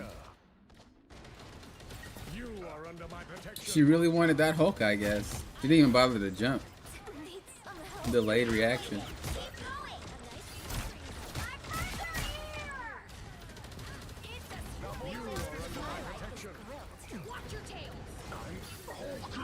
Okay, now again, grab that space, be aggressive. Don't just sit on cart. Look for a location that's a power position.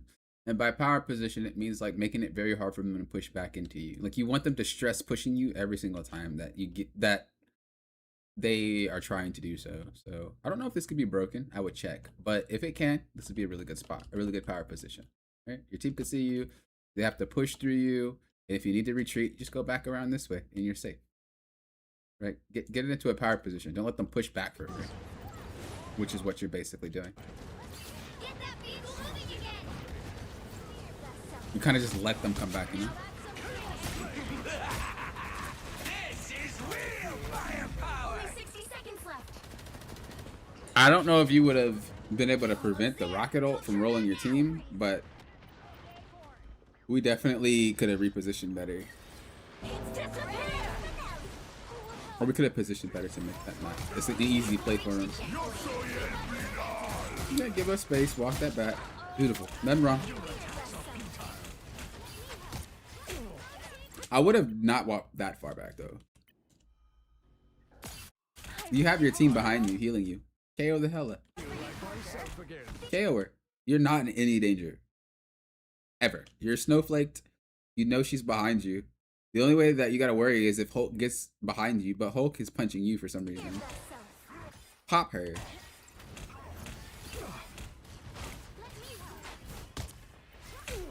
Yeah, we retreated a little bit too far. You're giving up a lot of space.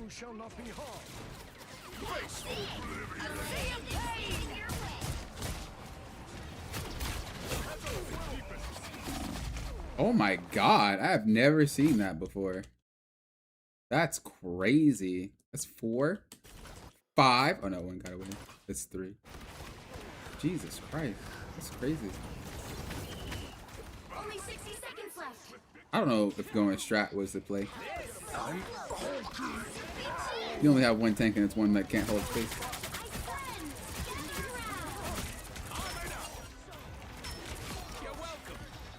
Did y'all actually win this? That's so lucky if you did.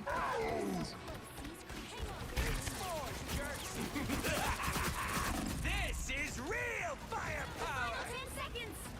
I didn't think we were gonna win that. So the problem with having 3 strats and 1 tank is that 4? Excuse me? Who are we reporting? Is it you or is it them? I hope it's not you, Ivan. I hope it's not you, big dog. Ivan. Oh wait, no, it wasn't. Oh, it was. Ivan. Only 60 seconds. Ivan. No. No. Ivan. That's ridiculous. Down to 30 seconds. No, but I think that for the most part, you win a game with 2 tanks and 4 strats. Yeah, that is pretty stupid. That's crazy. What?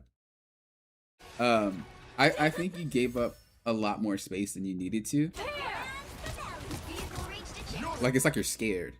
But the thing is, if you're aggressive, it's okay, but just time it. And this happens. This happens. Again, sometimes when I say things, you guys tend to overcorrect. It just happens. That's just how it works when you're learning. Now, the bright side is you knew how to be aggressive before. You knew how to not use cover before. You knew how to assert that dominance. Just turn it back on a little bit. Just a little bit. Because this, you should be able to pop that. Right here. There's no reason to walk back. KO her. Like, what is she doing? Right? And if you go back a little bit further. Now that's some king energy right there. Oops, a little bit further. Halfway there. Keep go. You see where you're positioning after this fight?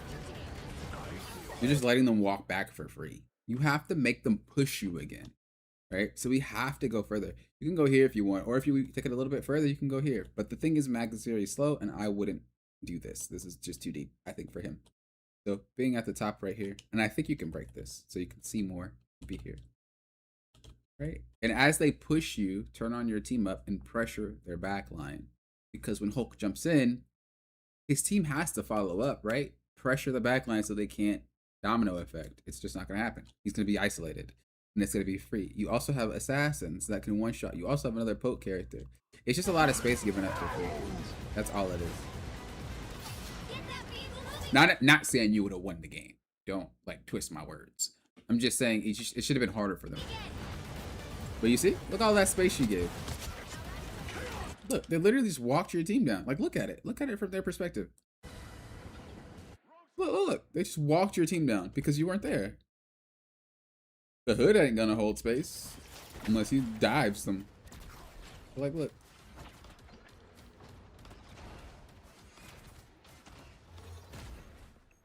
You see how she got afraid and she backed up off of you? If you were here, she'd be afraid. They would all be afraid. And if Hulk jumps over you and into your backline, that is free real estate, bro. There is no way you're missing with your team up. Boom, boom, boom. You're hitting somebody. That's such a small, narrow choke. You're hitting somebody. Turn your team up on as he jumps in. Don't focus the Hulk. It's not necessary. But now, keep watching after you leave this spot. Look at her. Look at her. Who does she think she is? Who does she think she is? That's illegal. That's illegal.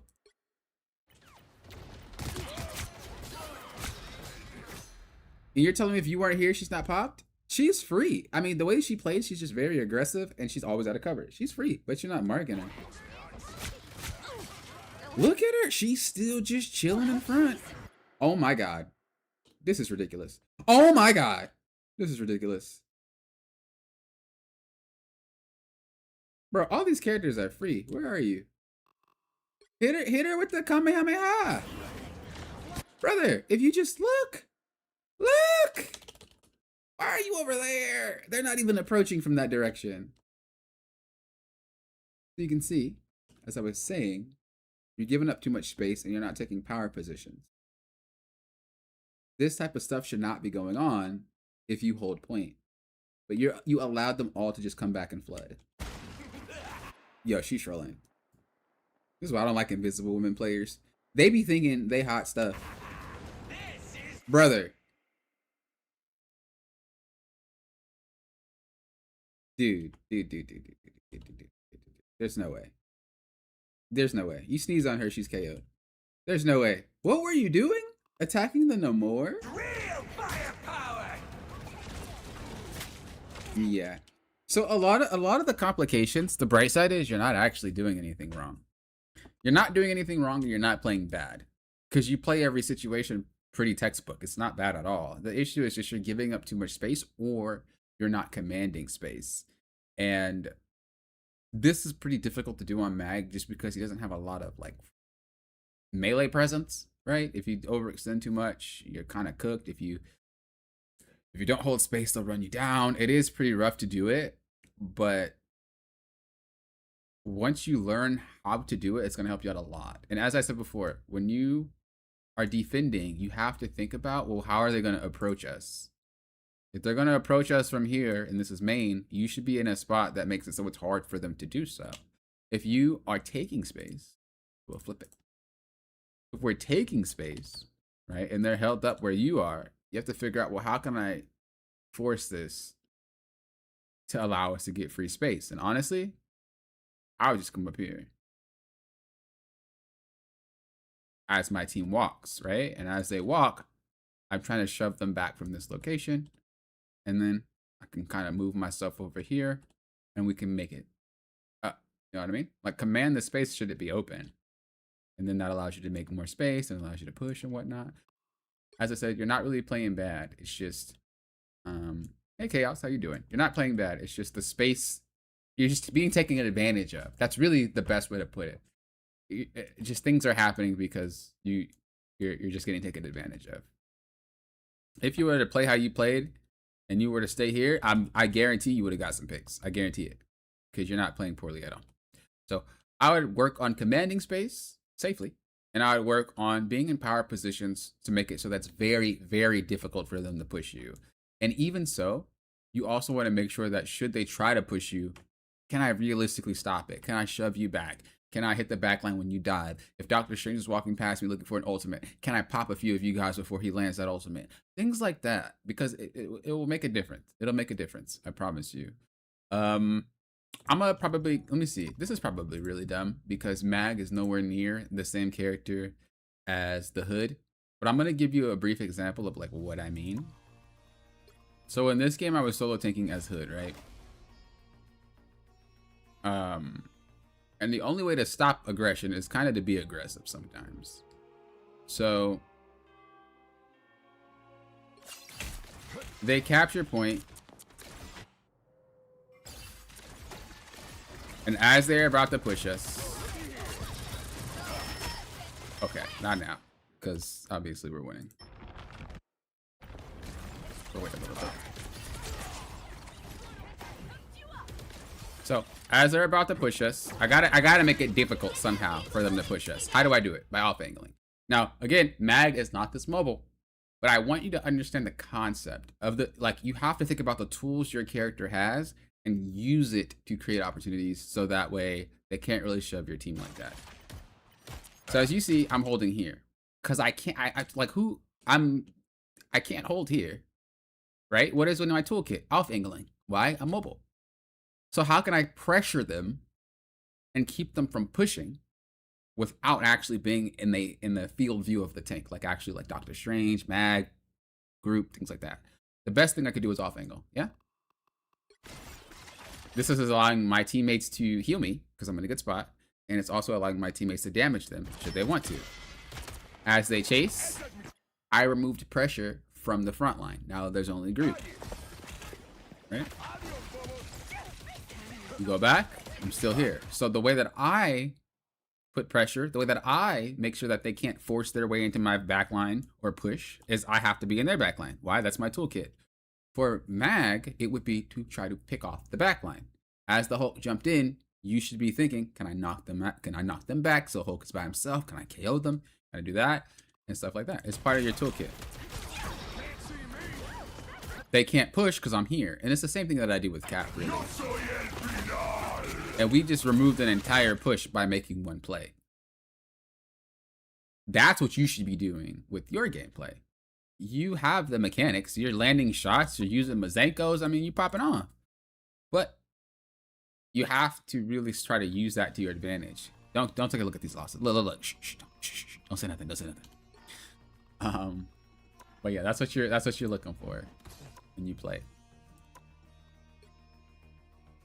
Overall though, like I said, I think your gameplay is good. I think you improved a lot. Just turn up your aggressiveness just a little bit more in your gaming. Look, we're learning a new hero. Okay, we're gonna take some L's. Okay, don't at me. It is what it is. Don't at me. Don't at me.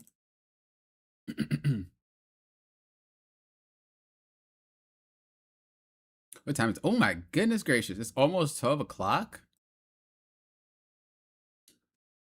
It's almost 12.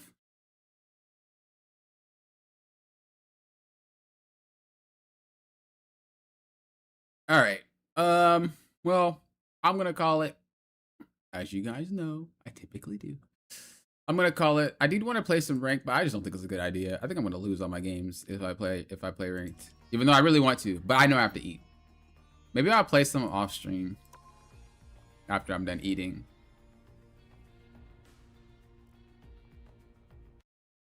You couldn't sleep. What the? Is that a sign, chat? Is that a sign I just continue without eating and starve myself so that way LFC has something to watch? Is that a sign? I think it's a sign.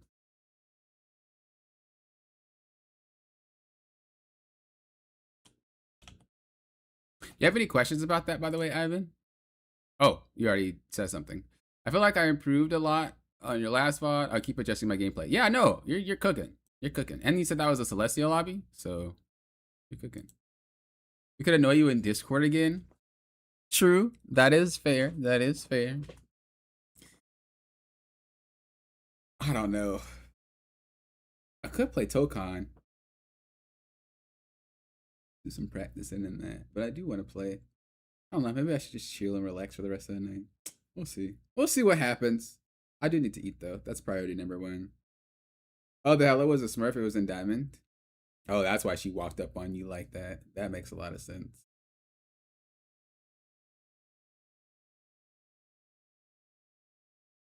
Go eat.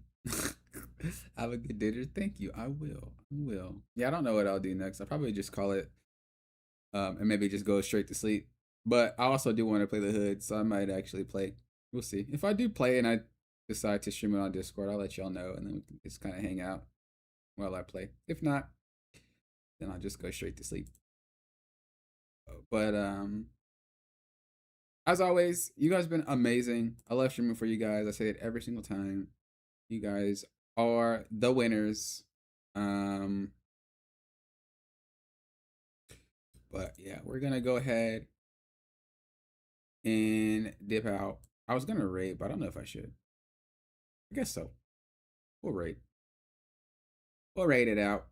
We're gonna raid Katsu. Katsu was in our viewer games. You guys already know who she is. If you guys want to say popping in, or say we're popping in. That's our catch. Whenever I raid someone, I gotta find more people to raid that actually play Marvel Rivals. Whenever I find someone, or whenever I raid someone, we gotta say we're popping. That's it. Then you guys can leave. Thank you guys for watching. You guys have been amazing. Love you guys so much. I love the support. Thank you for the subs on Twitch. Thank you for the memberships on YouTube. Again, just amazing. I will catch you guys next time. Till next time, you know what I always say. Thank you guys for doing what? Popping often. Real often. Peace, peace. Late. Have a good rest of your day or your night. And I'll talk to you guys later.